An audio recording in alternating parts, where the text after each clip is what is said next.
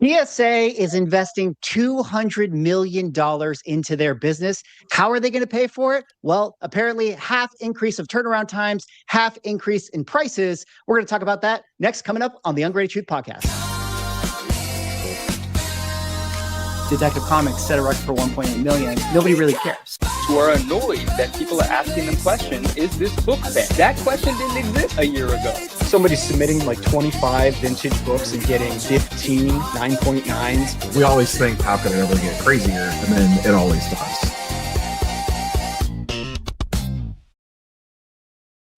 Ladies and gentlemen, welcome back to the #1 collectible podcast in the universe. I am the host, along with my other co-host. I'm Swaggle Haas. I have on the screen with me, Manu, the 99 Newsstand, Lawrence, Mighty Comics and Collectibles, and Rob, Neo Cards and Comics. Of course, we also are missing Automatic Comics tonight, but he actually couldn't make it for this show because he has a triathlon that he's competing in, which is pretty cool. We wish him the best of luck, but that's a good thing that he had to sub out because he may have wanted to duck this episode.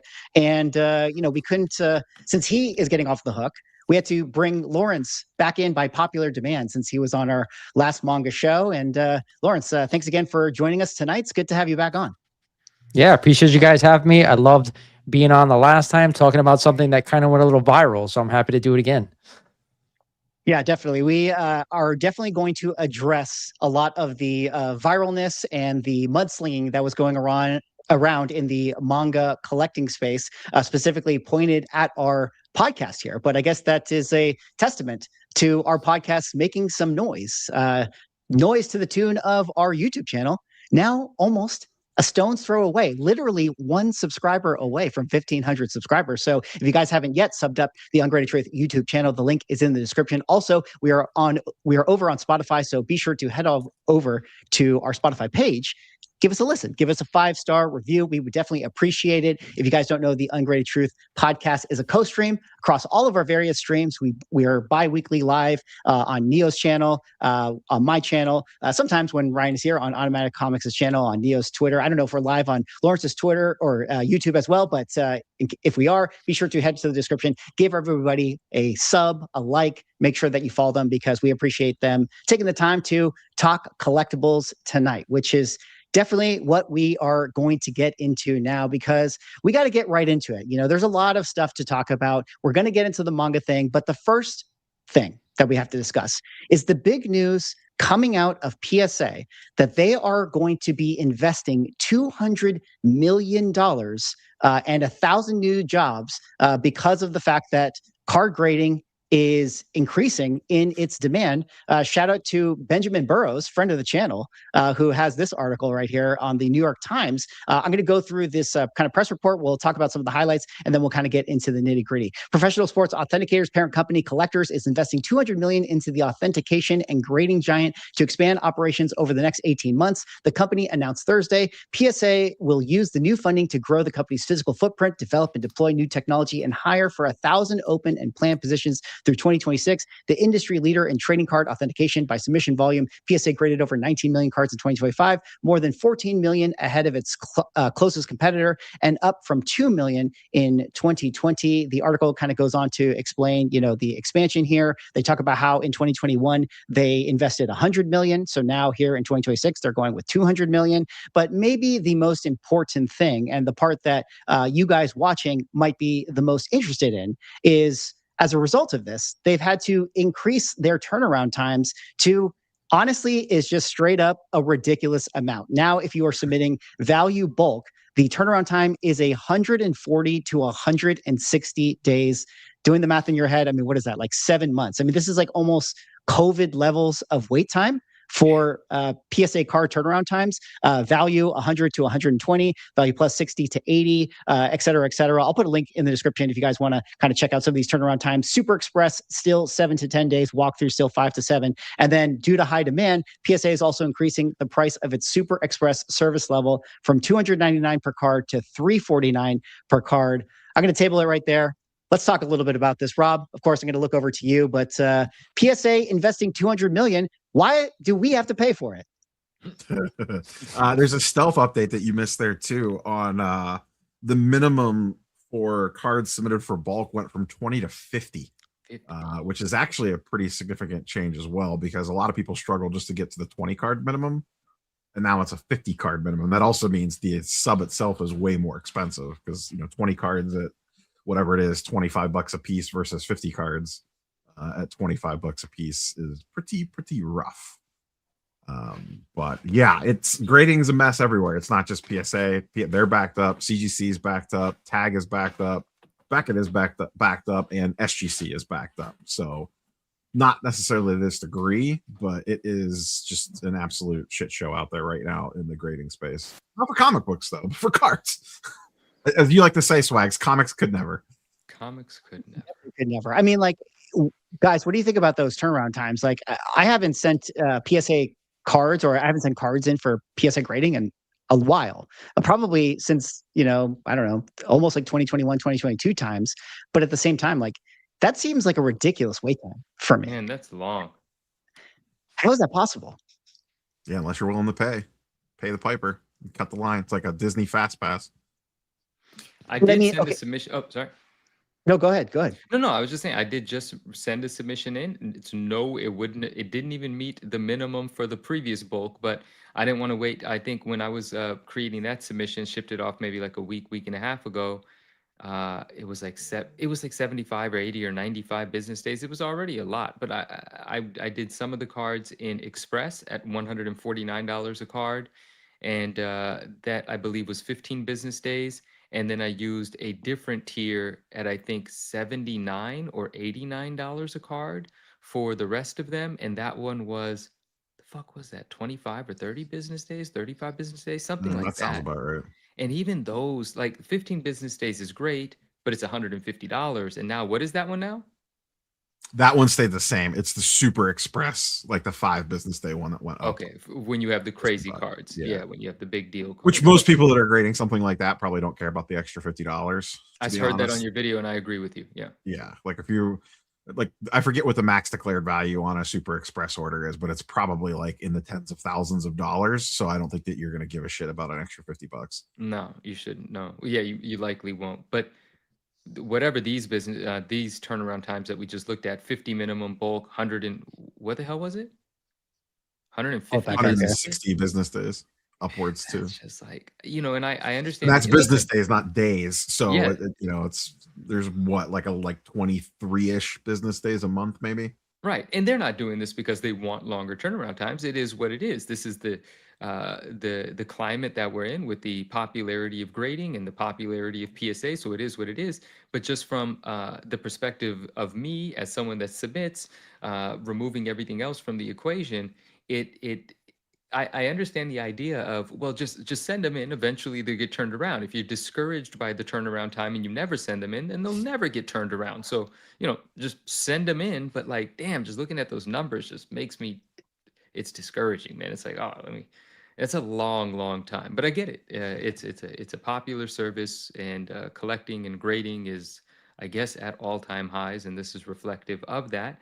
I look forward to this $200 million being put to use, and those turnaround times coming down to something that's more, that I can be more excited about, and just willy-nilly send some cards. I don't really willy-nilly send anything, but at least I'll explore sending some more if I knew the turnaround time wasn't half a year. The crazy part is, like, you would legitimately submit cards today and you might not see them until Christmas. Man, like when you start figuring out the math on that, like there's like a real shot that you might not see them till Christmas. And I'm so impatient. Like, part of submitting cards is just getting to the, the grade reveal, and waiting that long for a grade reveal just kind of just, it's deflating. You would legitimately forgot what you sent. Exactly. And that's actually a gift here, right? Like, I mean, that's actually, you hope to forget, or else you can't count these days. You just got to forget it. Send it and forget it. Yeah. Can I ask Rob, because I was just saying, key thing to keep in mind too is the PSA doesn't get paid until the card's graded. So they don't get, like, they accept the submission now, but you pay once your grades pop. So like a card that you're submitting today, you're not actually paying, like, PSA is not getting paid on that until December. Not only that, but your account or whatever card you have on file is not getting charged, right? So what if you budgeted for it, allocated for it, and then out of nowhere you get hit with whatever the bill is, depending on what you sent in, unexpected, So You gotta forget it, but also remember, because the other crazy part too is like for TCG and non-sports and Marvel cards, it doesn't matter quite as much. I mean, that market can shift a lot, but like people submitting sports cards, like if you submit a football card today, you're gonna get it back like at the end of the football season. Wild. Hilarious. Can I ask Neo? Maybe this was within the article, or maybe it's just coincidence. But like, did they just kind of slip in this increase in turnaround times next to this PR report of 200 million, or is there a reason connected to the 200 million investment as to why they have to increase the turnaround times? Well, I mean, they've been struggling keeping up for a while. They had a price increase about 2 months ago when I had Ryan Hogue, the president, on talking about it, and that was the slowdown. Like they were. The amount of submissions coming through the door was getting more and more. So they increased prices in like September. It was fall-ish to try to slow things down. That didn't work. So if my memory is correct, they increased turnaround times in the winter. That didn't work. Then in the late winter, early spring, they increased prices again. And people were super pissed about that. And it literally deterred nobody. They got even more cards through the door. And in the meantime, they're not able to catch up at all. So then we get to this point where it's like, this is where we're at right now. So we have to make the turnaround times longer because it's a simple math equation. They could put X number of cards out the door and X number of cards are coming in the door. Like if you, I don't know if you have the PSA press report, like the actual PSA release pulled up.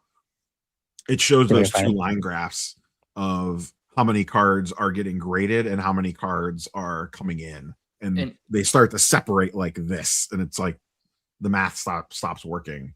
And like when I had Ryan on last time, we talked about like the hiring process, and he's like, great, like we need to hire people, cool, but it takes us months just to train a grader before we even let them grade a card on their own. So it's kind of like a dog chasing its tail of, oh shit, we're getting too many cards, we need to hire people. We hire people. Oh shit, we're still getting too many cards, we need to hire more people. But that's like, you know, takes months to get them trained and ready to rock and roll. I definitely want to hear. Oh, sorry, I apologize.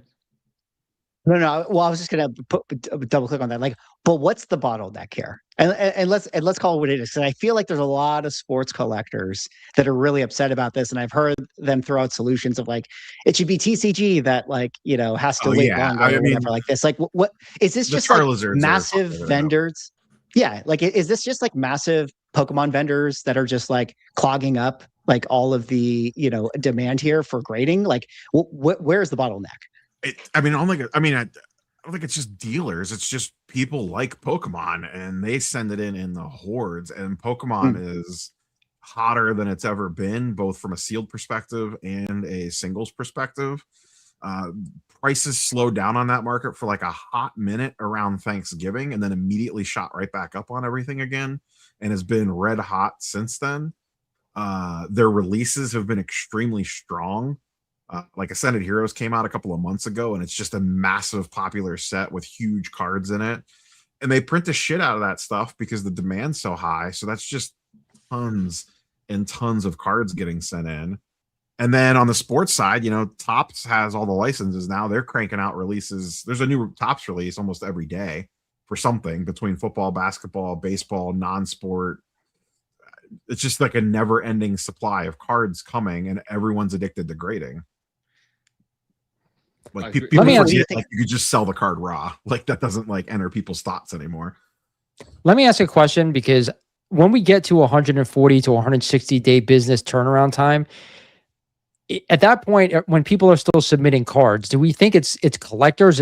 Or is it still mostly dealers at that point trying to just submit whatever they can? Because I feel like at that length of wait time, like I can't imagine too many dealers when they want to send cards in to wait that long to kind of turn their product and sell it. That's a long time. So are we back into an era where we're seeing a lot more collectors grade their cards to keep in their collection, or is it still mostly dealers? I think it's both, because the way dealers do it, like they're constantly sending stuff in, so they're constantly getting stuff back. I mean, think of it just like a comic book dealer. Like every month you're sending 50 books in or whatever. So you kind of have this constant flow of stuff coming back to you. It might be from stuff from months ago, but if you're sending in X number of things like every single week, you kind of have a constant flow of return coming back. That most dealers that I know are constantly sending stuff out, so they're always having inventory come back in, but it does make it difficult.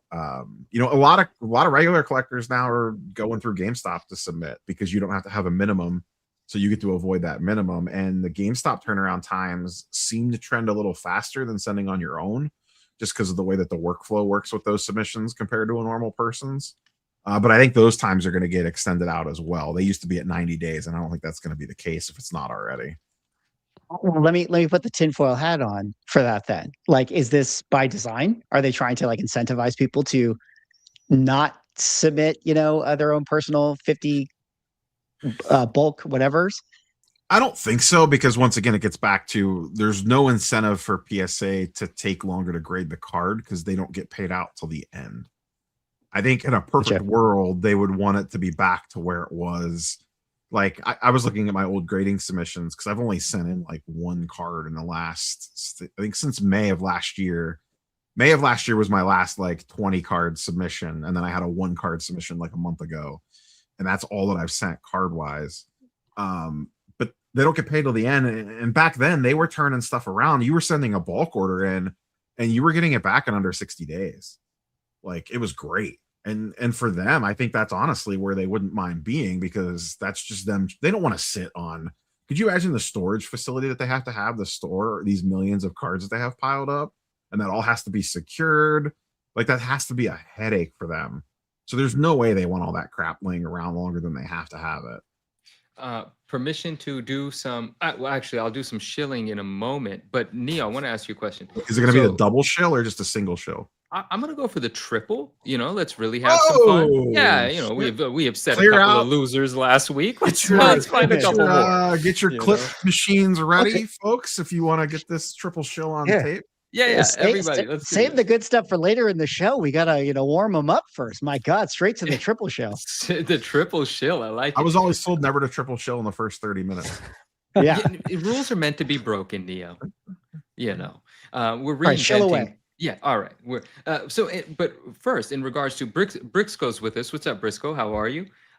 He said something here, and I just, because we're talking about in regards to cards, and this is how it works in comics too, because I've done some comic submissions as well.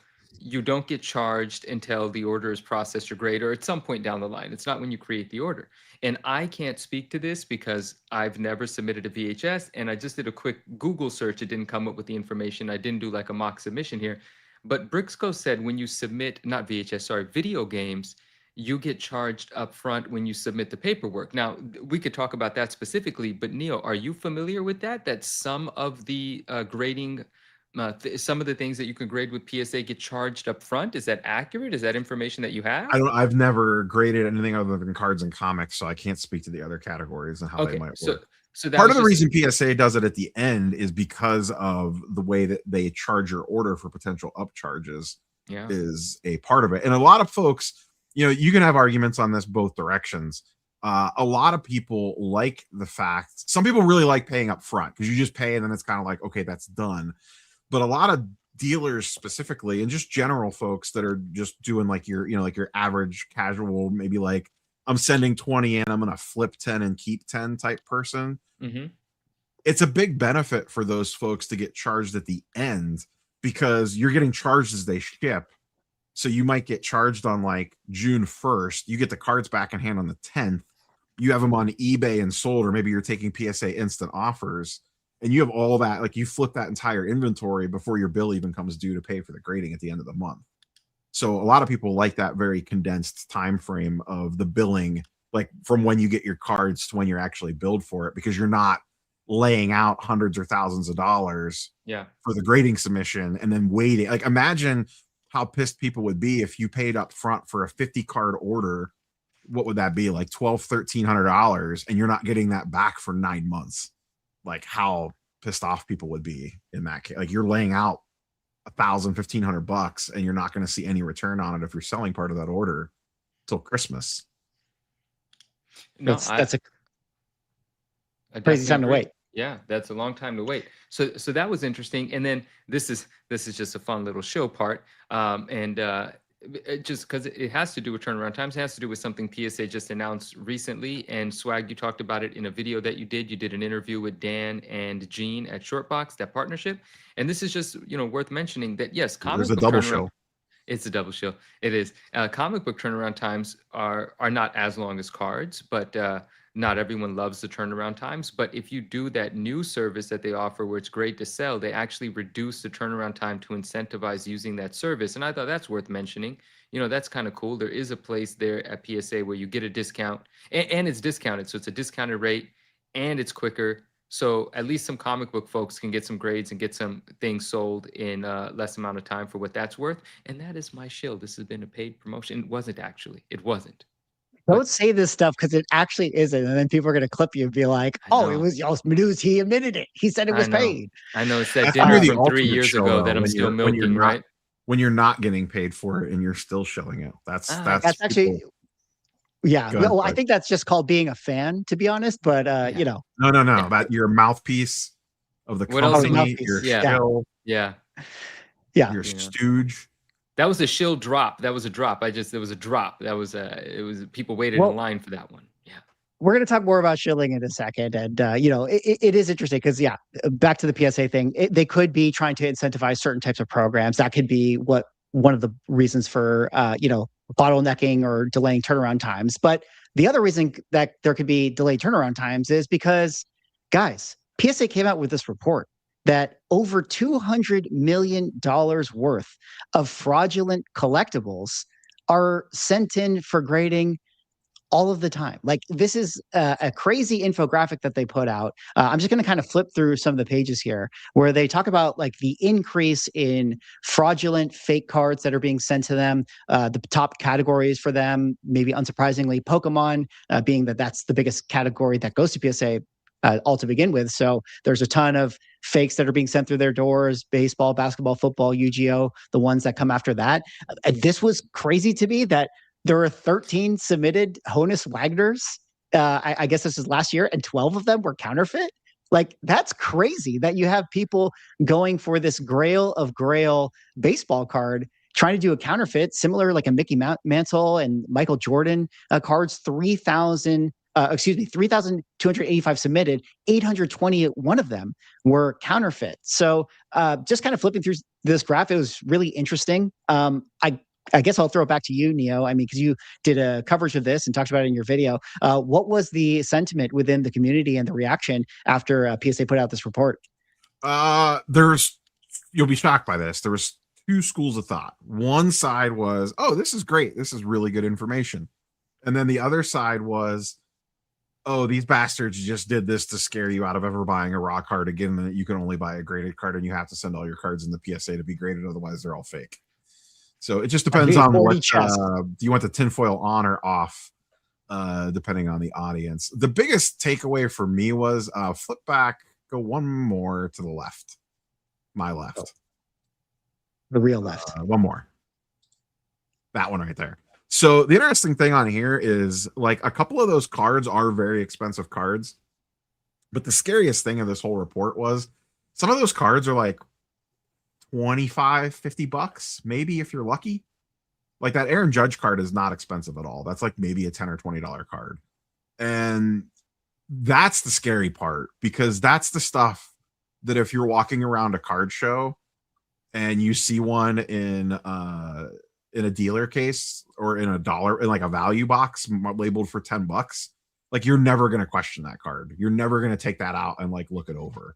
But if you see a raw 86 Fleer Jordan, you're going to scrutinize the hell out of it. You're going to be phoning a friend. You're going to be looking that thing under a microscope. You know, it'd be like finding an X-Men 1 Jim Lee raw in a dollar bin versus like, oh, I have this raw AF-15 here. Do you want to take a look at it? You know, like the AF-15, you're going to be going over it with a fine tooth comb and calling everyone that you know to make sure, like, tell me everything you know that's fake about an AF-15. Versus like an X-Men 1 or whatever, like some random 90s book that has a little bit of value, but that was printed to the moon and back again, that just kind of like blends in with everything. I think in my video, I made the comparison to like counterfeiting $10 bills. Yeah. It's like you're just not going to have the same due diligence when you're interacting with an item like that because of the cost. That was the scary part of this report. Like the next page over to the right, the Pokemon version of this, like that gray felt hat Pikachu is an extremely valuable card. There are 40,000 PSA 10s on the pop report, I believe.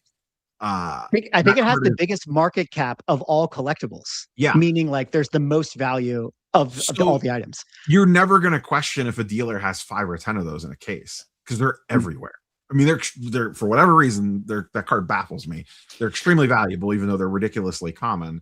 And it's just like no one would question someone for having a lot of those. I was related but sidetracked based on what Swag just said. This idea of taking a card, its population, and multiplying it by its most recent sale and calling that a market cap.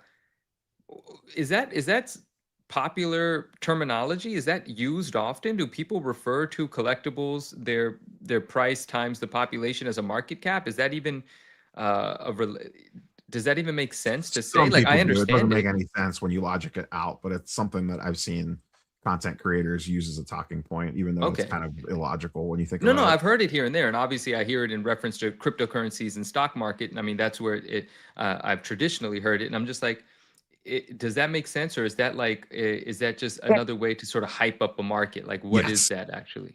It doesn't really. The reason I pointed out, it's like it's not a term that I frequently use, but I put it out because that's the Pikachu Gray Hat one is the number one in the entire collectible landscape. So I thought that was a little fun fact. But yeah, does that mean that card actually has that amount of liquidity at any given time? I mean, maybe not. Like, so it's kind of like a silly number, but. Lawrence, let me kind of throw it to you. Like, what do you kind of make of this report? I don't know if you got a chance to look at it, but like, is this sort of like and this is why we need grading, or is this sort of like of course PSA is going to put out a report that says, look at how good we are for finding all of these fakes? I'm going to compare it to something that happened in the comic market with the whole CGC Swapgate thing. I mean, Neil just touched on it. With some of these common cards that you're going to find for $10 or $20, nobody's going to even blink an eye and even look into it. But we go back to that, Swapgate, where the guy was taking out the books and then swapping, 9.8 or 9.6 newsstands with all of a sudden Mark Jeweler 9.8 books that are like ridiculously rare. Now all of a sudden, everybody's looking into it. You're going to get more caught. So it kind of makes sense that these smaller cards are getting, counterfeited because nobody's going to take the time to check. They're probably going to sell a ton of them because they're popular cards, especially, guys like Aaron Judge, Yankee fan, one of the better Yankees, of course, there are. But it makes sense. So to me, I've always been an advocate of grading. It's just, to me, it's always been the cost and it's always been the turnaround time. But I think with cards like this, you're not going to see anybody grade a $20 card because it's just too much money to spend to grade something like that. But when Neo talks about, of course, a rookie Jordan card that somebody's going to find raw, you're going to inspect the hell out of that thing. So obviously you feel more comfortable, just like when you buy bigger grails. We're talking about comics. I think a lot of collectors feel more comfortable buying those grails, already graded by whoever the grading company is, whether it's CGC or PSA, it doesn't really matter. But so I do think grading is necessary. There's no question. Whether you like it or not is a different story. But for high value things, especially, it's a no brainer. Mm-hmm. Yeah. And Swag, I was not trying to diss you on the market cap thing. It was just curiosity. I'm sorry. I don't want no problem, Swag. Don't clap back at me with one of those videos. You demolish that guy. Yeah, I'm gonna have to clap back at Manu for that. Yeah, I just think that this is kind of an interesting thing because, like you said, Lawrence, it kind of gets into the this is sort of why we need grading, but at the same time, like you said, Rob, there's this is the tinfoil hat, 4D chess, PR, who's to say that it's actually fake? They're just saying that it's fake. I mean, who knows? Was there really 12 counterfeited things sent to them? I mean, it sounds good for them to say that there were 12 Honus Wagner fakes and they caught them, but we don't actually know if that's the case. But I do wonder, how many of this is people sending to them trying to get one over, meaning they are the faker, or how many of this is I own a Honus Wagner card, yay, I'm going to send mine in, and it's turns out you bought a fake 15 years ago. I mean, there's really no way to know, but my guess is that most of the people counterfeiting these are probably just trying to move off of them raw, because why would you want to send them in the grading and then potentially like have an easier trail back to you. You know what I mean? Even if you're using a group submitter or something, Right. all of a sudden a group submitter gets 30 fake Aaron Judge Bowmans in an order. You know, PSA might reach out to them and be like, where'd these come from? Because they do work with law enforcement on stuff sometimes. So my assumption is that most of these fakes, especially probably on the Pokemon side, are probably just getting sold raw, and they're not trying to get like, that feels like getting like overly greedy of like, I have this $20 bill printer over here, but I want to try, that's not good enough for me. I want to try to turn it into a $100 bill by submitting it to grading, especially with turnaround times now. Like, just sell the thing raw if you're being nefarious. You know what's weird is that Honus Wagner card, I remember talking about that card when I was a kid. Everybody knew about that card. And just to come to find that we are finding 12 counterfeit 12 counterfeit cards just on that one alone, to me, is wild, because everybody knows about it. Everybody knows how rare it is. The value of that card is insane. So just as somebody who would try to do that is just crazy to me. The Jordan card, there's a ton of them out there. I went to a show last weekend. There were at least 20 to 30 in the room, graded. Yeah, that's not a hard card to find. Yeah. The Star is hard to find, and the Mantle's pretty rare, but the Jordan 86 you find those everywhere. It's not like 89 Upper Deck Griffey levels of everywhere, but it's not hard to. If you go to any like a medium-sized show, you will be able to find one. Definitely insane stuff. Manu, did you check the DM? Do you want to tell your story here about the Marvel card? Speaking of Marvel card, fake. Not DM. When I pointed to you, talk. No. You said check the DM, guys.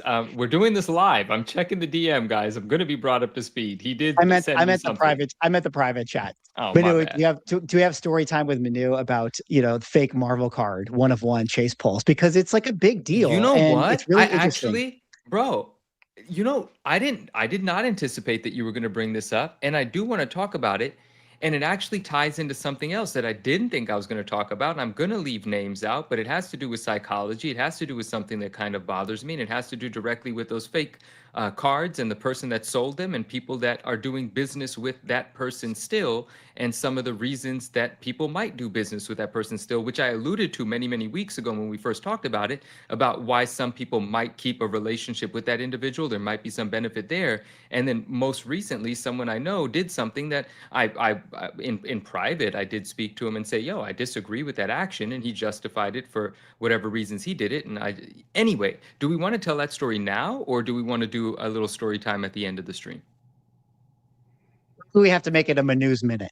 We have to make it an official section. Manu's Minute at the end of the stream. We'll do that. We're going to talk. So at the end of the stream, guys, we'll talk a little bit about fake Marvel cards and something still happening with that individual that faked those cards. Stay tuned.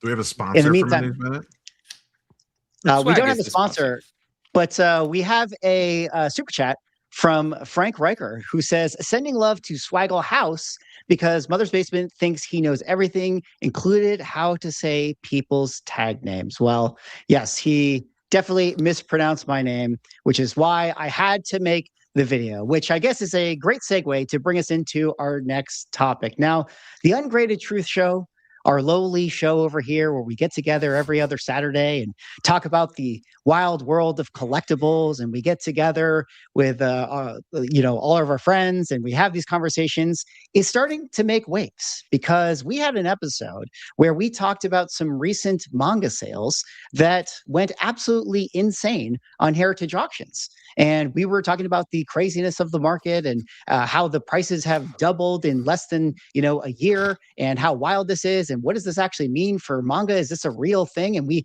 asked those questions, and we threw out our thoughts and ideas, and we talked about Logan Paul, we talked about Jeremy, and we talked about how there could be tons of inventory that is coming out there, and you got to be careful about it. But when we talked about that, apparently people didn't actually listen, because this user over here, known as Mother's Basement, is a big YouTuber with 1 million+ subscribers, made a video commenting on the Logan Paul situation where he entered the graded manga market. And in the video, he actually pulled up us in our show when we had conversations about it, and kind of accused us of being market manipulators and shills and people that are working and friends with Logan Paul and Jeremy Padawar. And it was just completely clipped out of context, and it was kind of ridiculous. I actually made a response video to it. I don't know if you guys happen to see it, but it's this one right here where he called me and the rest of the guys on the panel parasites, and I made my response. I thought it was kind of interesting, and I felt like, I've already said my piece. I figured maybe I could throw it back to you guys here, since maybe you guys haven't had the chance to talk about it, or maybe we'll start with Manu. What did you think about the video when he put it out, and what was your reaction to it? When he first put it out, when it first was brought to my attention, I was just amused. I was actually kind of like, oh shit, we got clipped, on a large channel. I thought it was kind of cool. I wasn't too troubled by being mischaracterized or whatever. And it's like super clipped, like even the portion of it where I'm speaking for maybe like 20 seconds, it's literally like 10 clips, like the head's here, then split second later, the head's here, and it's all just pieced together. It's like the complete thing is clipped out of context, and he took whatever serves his purpose. And I remember giving you a call and saying, I love this, because even when we had one of the episodes, because we had multiple episodes where we talked about manga, and later I'll talk about why I'm calling it manga now and not mangas. I was corrected. I didn't know that there's no S when it's plural. But that doesn't mean if you mispronounce something, you're not allowed to talk about it. When you say Swaggle House, you're not allowed to talk about me for the future. You're not allowed to have an opinion. You can't have an opinion on something that you don't own, or you don't sell, or that you didn't, secretly hoard for the last 15 years. You can't have an opinion. That's not allowed at all. And so anyway, I saw the clip and I was amused by it. At that time, the video had like 120,000 views, which was already impressive. And it was quickly ramping up. The guy's channel's got 1.4 million subscribers. And I gave you a call because I loved, like, the first thing he pulls up was the fact that you said, Jeremy Padawar, friend of the channel. Right. And I remember when you first said that, I cracked a smile at it. Right. Because, I thought that was amusing. And so he clearly took that very literally, or whoever found that clip for him, and thought, oh, my gosh, these guys are friends with Jeremy. This is clearly them shilling this stuff. And literally, like you said in your video, guys, you have to watch Swag's video, because he just went in. Like, he went so in. It's so beautiful. I love seeing Swag when he's got that fire in his eye and he's like really passionate, and he articulates his point so well. Like, I knew that he was going to make some sort of response. I didn't know how detailed it was going to be, how accurate it was going to be, how engaging it was going to be. So you guys got to watch that video, and I hope that other guy sees it too. Now, listen, I'm not mad at him, right? That's fine. And it was a little additional exposure. It was cool. You got a great video out of it. But then this other thing happened as a result of it. We have, forgive me if this sounds bad. No, this doesn't sound bad. I'm very appreciative and I'm very grateful. And I have a lot of gratitude for the fact that we have a lot of friends in this community. Like, we do get a lot of support, a lot of love. A lot of people do show appreciation. I love our community. I love the friends that we have, and we're received really well by them, and we're lucky for it. Like, it's a beautiful thing. But for some reason, we do have a couple, and it literally is only a couple. It's a handful of people, and they always pop up. They always say the same annoying thing, and they always back each other because they're losers, and losers, find comfort amongst other losers. Like, losers aren't challenged by other losers. They're challenged by winners, right? So, they find themselves having some opinion in common, and then they have a little loser party. And so in any case, one of the losers, saw that video. Right? Saw that video from the Mother's Basement guy, which, shout out to him. I got no issues with him, like the inflections in his voice are a little irritating, but that's all right. But people do that and people like that. He's got 1.4 million followers. He's doing something right. But one of the losers in the community saw that, clipped it, right, and threw it on his Instagram page. Now, I'm not going to mention the guy. A lot of people know the guy. He watches the content. He comments on the content. He hides in the shadows. And we know what sort of individual he is. And there's a few, and everyone's aware of what sort of individual he is. And there are a few people that have that in common with him. So in any case, he took that and he clipped it and he put it on his Instagram page, and good for him, because it did really well. So I think it's the most popular post he's ever created, ever, right? And he's always got some choice things to say here and there. And it's still, even when that happened, I wasn't bothered. But then there's somebody that is typically very friendly with me and has been historically, that decided to take an opportunity to leave a comment there. And the comment was along the lines of, I wish comic book people would stop speaking about manga. And by the way, the plural for manga is manga, not mangas. And clearly he's referring to me saying that because I'm the only person in that clip that keeps saying mangas over and over again. And in response to that, still being rather playful, my response to that comment, which I didn't want to engage with that post, but the post is getting plenty of engagement. A dozen people had already sent it to me. And so I was just like, my comment was mangas, mangas, mangas, mangas, mangas, right? And I'm just being playful. Like, who gives a shit, you know? Like, it's fine. And then he responds back in a very serious way, you know, very sarcastic, very serious, very offended, calling me out for not doing even 5 minutes of research when thousands of people listen to us, and that I was disrespecting a culture or something along those lines. And hardly, no, I'm not. Like, that's ridiculous. Don't even take it there, right? And so then I was very open with the guy, and I responded to him, and I let him know that I just got my feelings hurt because you're usually so nice to me. We've had polite discord in the DMs and other comments, and you could have just politely corrected me as a friend. Like, I thought we had a good relationship, but you took this opportunity to say something sarcastic at my expense, and that's all. And then he didn't bother to respond to that, but then someone else gave him shit for saying that, like, oh, I guess if you get a word wrong, you can't have an opinion.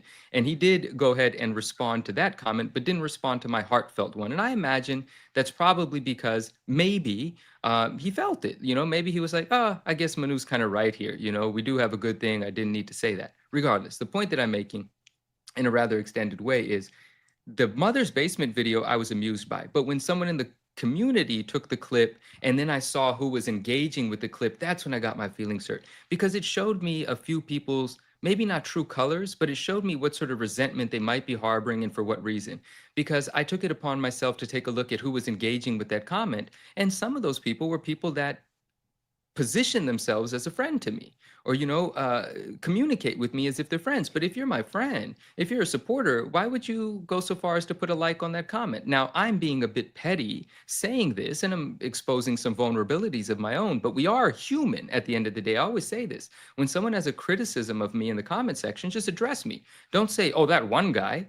You know me, you talk to me in my DMs. Like, what the hell changed? You know, just because now I'm on this show with swag and friends every Saturday, does that mean I'm somebody different now because I'm speaking and more people are listening? No, it's still the same person that you were communicating with for 6 years since I started the page. What changed? You changed. I didn't change. I'm still having the same opinion, just on a screen at this point. And so I make note of that. As petty as it might be, I make a mental note of who's engaging with a hater's content, especially if the hater is getting some visibility at my expense, and it changes how I feel about that individual. And then I begin to have a bit of a grudge. Now, the way that I decide to, you know, get my lick back is in a more sensible sort of way, and maybe sometimes not at all. I'm not offended like I was a week or two ago when I first saw that comment, but I do like the therapeutic nature of being able to get this off of my chest here and just recognize that, yeah, there are a couple of haters. There's only a few. And anytime we slip up, even in the slightest, they latch onto it. And this was a great opportunity for them to have fun, and they had some fun.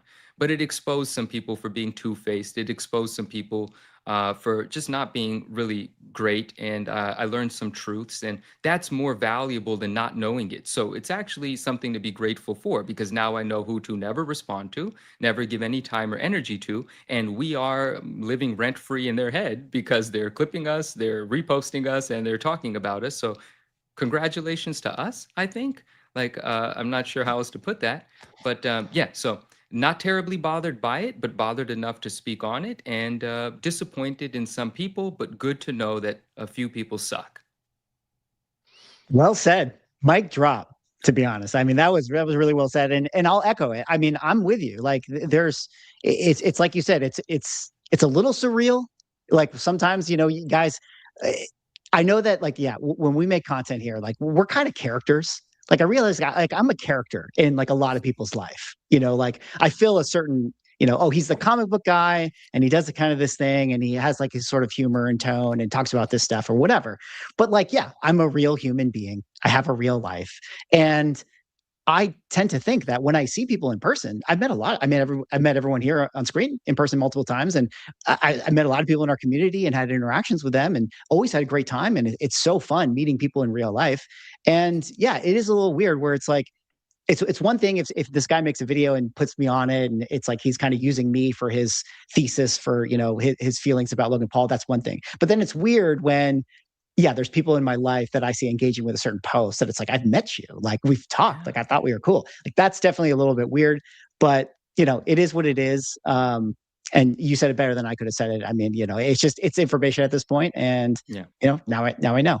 But I don't know, Lawrence, you were on that show. Let's kind of drag you into this mud here. What was your feeling on the reaction to that clip, or if you have anything else to say?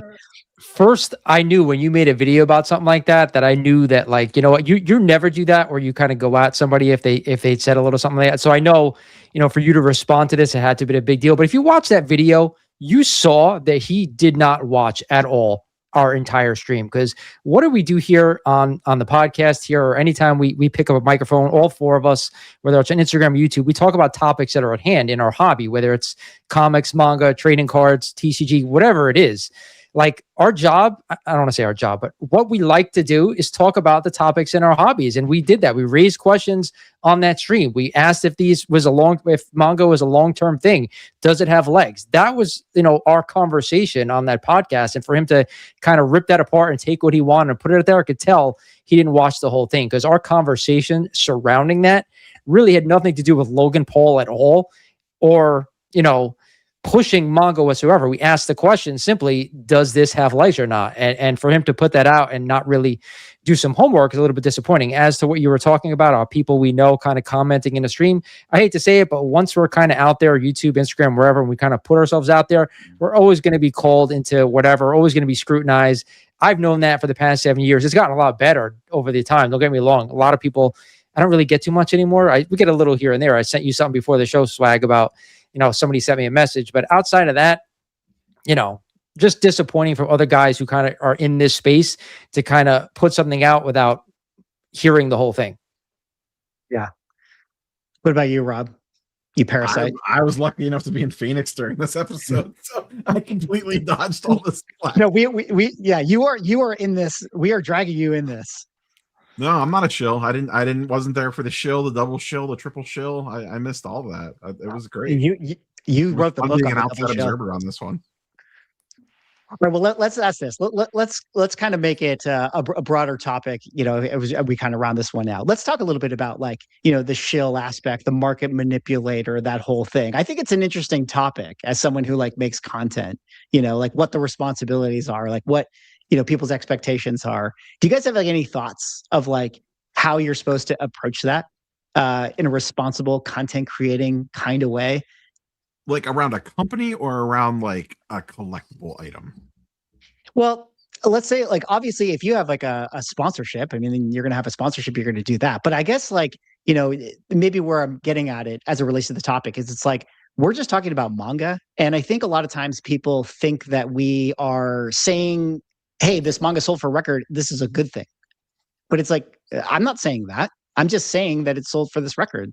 But, like, people kind of interpret it as like, hey, you're promoting this. If you talk about it, you're promoting this. If you talk about a comic book that has gotten hot, well, you're making it hot. If you buy an arcade flyer for Mario and you're sharing it, well, you're promoting it. Like, what is that balance, or how do you approach, you know, that aspect to it? It's like, didn't Comic Tom used to get shit for being like, why do you cover the top 10 hottest books? How come you're shilling the top 10 hottest books of the week? And it's like, I'm just making a video about the top 10 hottest books of the week. I didn't decide what the top 10 hottest books of the week is, or insert card or insert whatever here. Like, you're not the reason the manga sold for a record price. You're not Logan Paul. You're just covering it. Yeah. There is, though, like, and I think this happened more back in the early days of, like, COVID, when, at least on the card side, because everything was going up, like, back then. So you could easily make, like, oh, here's what I would recommend buying, or here's what I'm buying, or whatever, because there was no risk in it because everything was going up. Like I haven't made a video like that in 4 or 5 years, but I absolutely probably have videos on my channel about like, here's the 5 cards I'm investing in now. And back in COVID days, we used to see that a lot in the comic book side too, from a lot of creators, because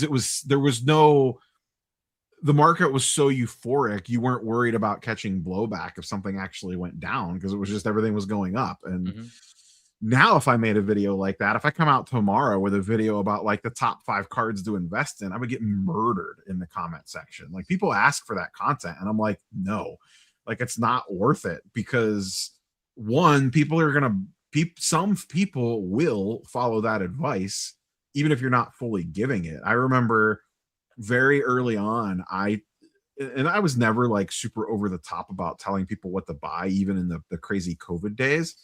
But I distinctively remember I think it was a Kyler Murray card of all things.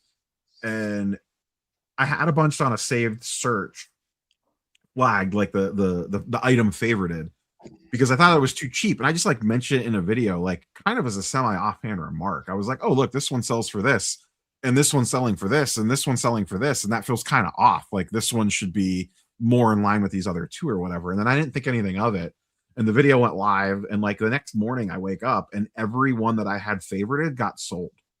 And I'm like, did I do that? Like, was that me? Like, I don't know for sure, but it was kind of like this wake up call moment of like, oh, okay, I need to be even more careful than I already am about what I'm talking about on this stuff. And like I said, that was 4 or 5 years ago. That was very early on in my channel. And I was just like, ugh.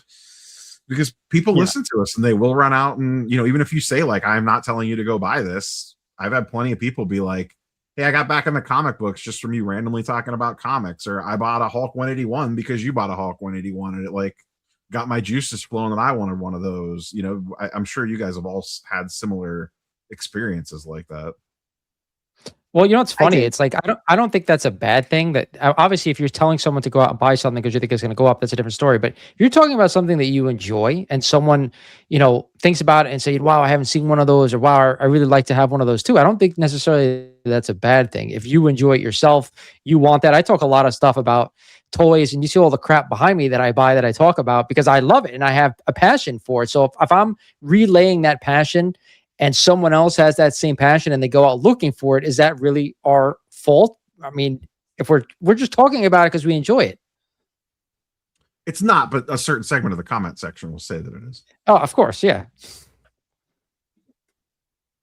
It's a hard balance to do. I mean, but at the end of the day, I think we all just sort of try our best. And it's just really funny when, you get pulled into a clip and accused of being a market manipulator. Like that gives me a lot of credit. Like, it's like you said, Rob, like occasionally you can do a thing and maybe like if you talk about something, 5 people will buy something on eBay. But like to market manipulate in like a real big way, like to make a Dragon Ball Z sell for $40,000 on Heritage, it's just like you're giving us way too much credit. As much as I'd love to be able to say that I have that much influence, it's just not how it works. Well, there's the other side of the spectrum too, which is kind of why I asked the clarifying question of like, when you cover companies doing stuff and there's a segment of the audience that you can insert whatever company you want, grading company and manufacturer, doesn't make a difference. If you're covering something that they're doing, they just want you, if you're not immediately hating whatever it is that they're doing, you're just instantly a shill for whatever that company is. Even if you're like lukewarm on it, I could be like, this is whatever. I don't really care. This doesn't really offend me, but it's whatever this new policy is or whatever they're doing. And it's like, because you didn't make a video shitting all over it, it's like, oh, you're such a shill for them. Yeah.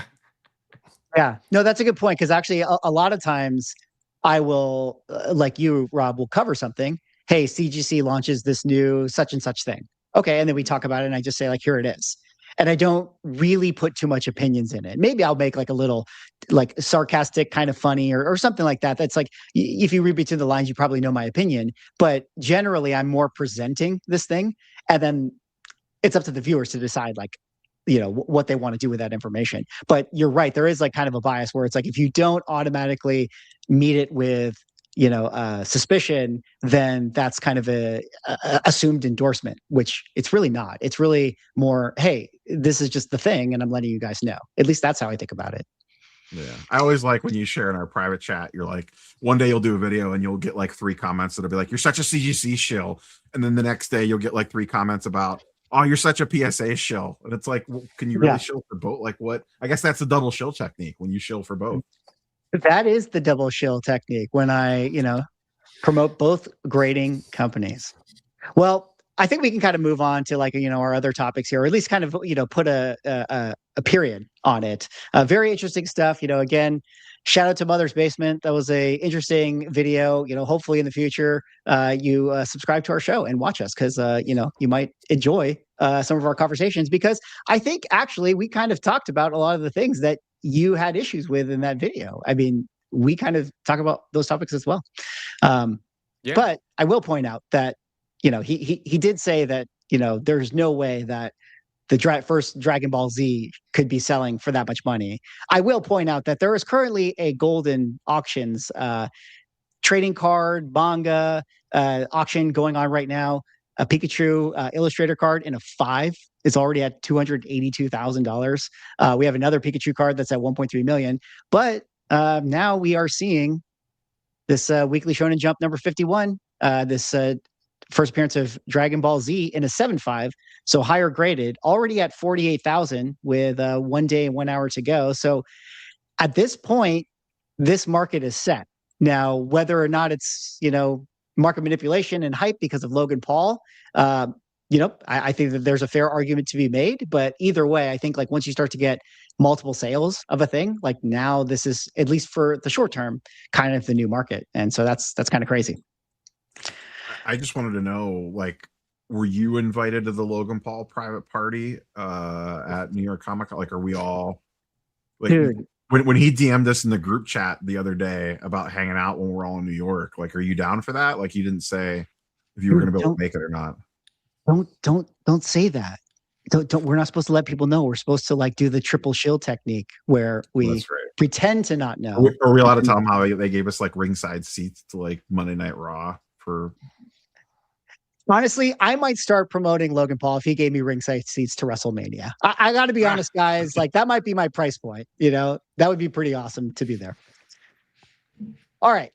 Anything else before we kind of move on to the next topic here? I like chat. Tell us what to buy in all caps. Well, I'll tell you what not to buy. What not to buy right now is graded PSA comic books, at least for that of X-Men 94. Because, guys, the biggest shill there is for CGC, Ryan, otherwise known as Automatic Comics, had this post in relation to a recent Heritage Platinum auction. Yes, that is the double shill. Shout out to Heritage that had their recent sale for a lot of massive Grail comic books. We're going to talk about those in a second. But I wanted to point out this post right here, which had an interesting case study where we saw an X-Men 94. This is the second appearance of the new X-Men team, both in 9/8 that sold back to back, literally in the same auction, one being a CGC 9/8, one being a PSA 9/8, and the CGC 9/8 got a $6,100 premium. The final sale for the CGC, $21,960. The final sale for the PSA, $15,860. Same book, same grade. CGC even had worse page quality, but sold for 38% more. Lawrence, you're going to have to take the CGC shill side seat for this one. Did you see this sale? Did you see this post? What did you think about this one?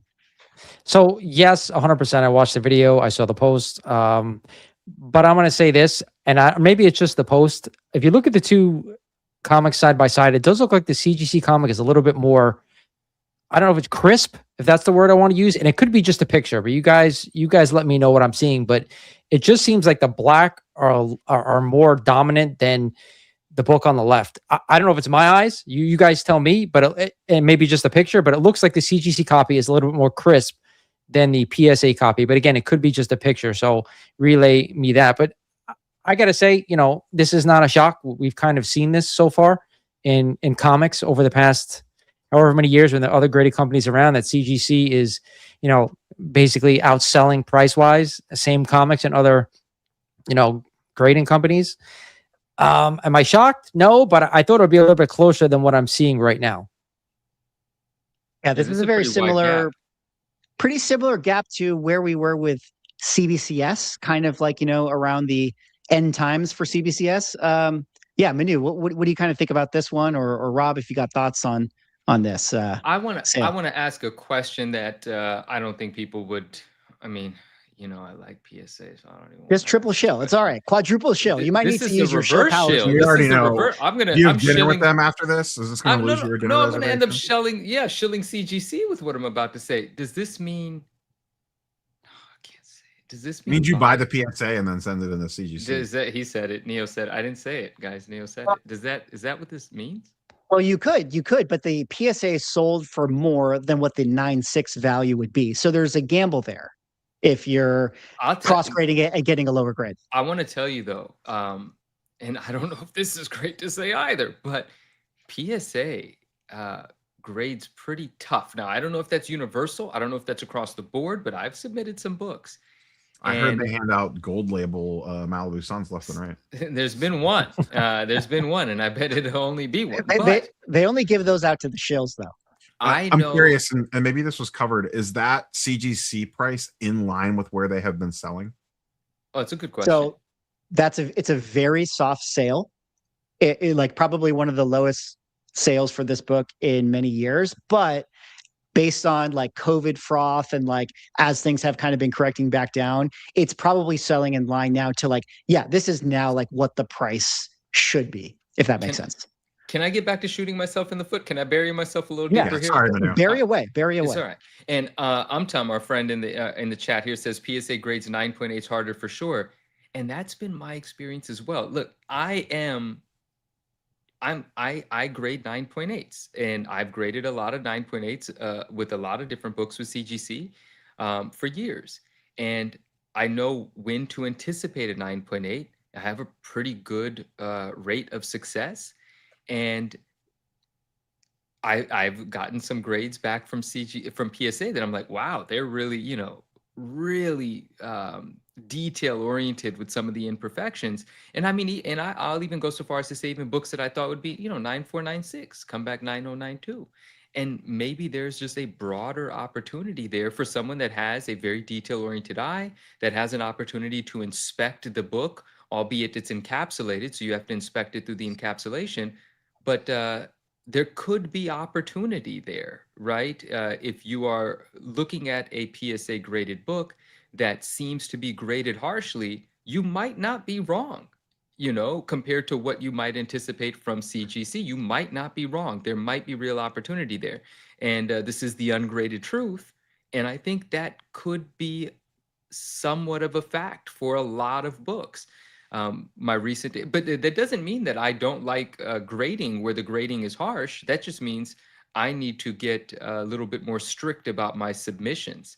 I have not gotten gift grades or even close to them. And even with CGC, I don't like gift grades, because gift grades, if they're obnoxious, if they're atrocious, they're a terrible thing, right? If you get a 9.8 and the thing should have been a 9.2, 9.4, well, then you don't feel good about selling it. And then it's just it's just a bad thing all around. A gift grade is actually a curse in a lot of ways. But anyway, that's it. That's my little thing about it. And so there could be some real opportunity out there. I have a question I would throw in there was that PSA has very detailed graders notes as well. Yeah. Like if you're looking at something and you're like, especially in a non-9.8, like they're from what I have seen on stuff that I have had graded that came in under and stuff that I've looked at, their grader notes are very in depth compared to CGC, so that could give you a little bit of an edge if you're like, oh, okay, I think, you know, maybe that could go from a 9.4 to a 9.6 or a 9.8. And we have another comment. Happy Hour comment says, "Come on, man, don't reveal this." Oh, damn. I shouldn't have read that out loud, but anyway, I've already done it. He said PSA for sure grades harder in his experience as well. And I've heard that, man. And I think they take pride in that. And I think CGC may be a little loose in some ways. So anyway, take that for what it's worth. So my question is, both of these comics sold on Heritage in the same auction, correct?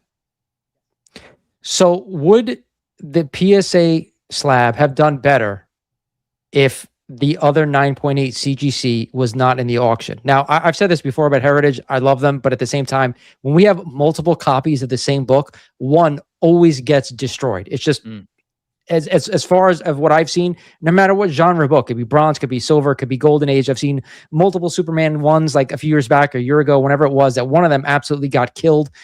In this instance, if the CGC book wasn't there and it was just a PSA 9.8, could it have done better and not as bad as it did? Potentially, that's a great question to ask. I don't know what the answer is, right? We'll never really Yeah. know. Here's what I will say that maybe kind of relates to that question. And this will be my of course, Swagglehouse got a chill for PSA here. But this is one, not surprising to me, that CGC outsells PSA in this venue on Heritage auctions, where Heritage is an institution that's been around for many years within the comic book space. The people who buy mostly from Heritage are a certain type of collector who for years and years and years are, CGC collectors. Like, this is that demographic. This is the type of auction that has Action Ones, Detective 27s. Like, this is the type of people that have a financial interest in CGC remaining the premier company, because 99.99999% of their collection is in CGC. So it's not surprising that the clientele would put a premium on CGC over PSA.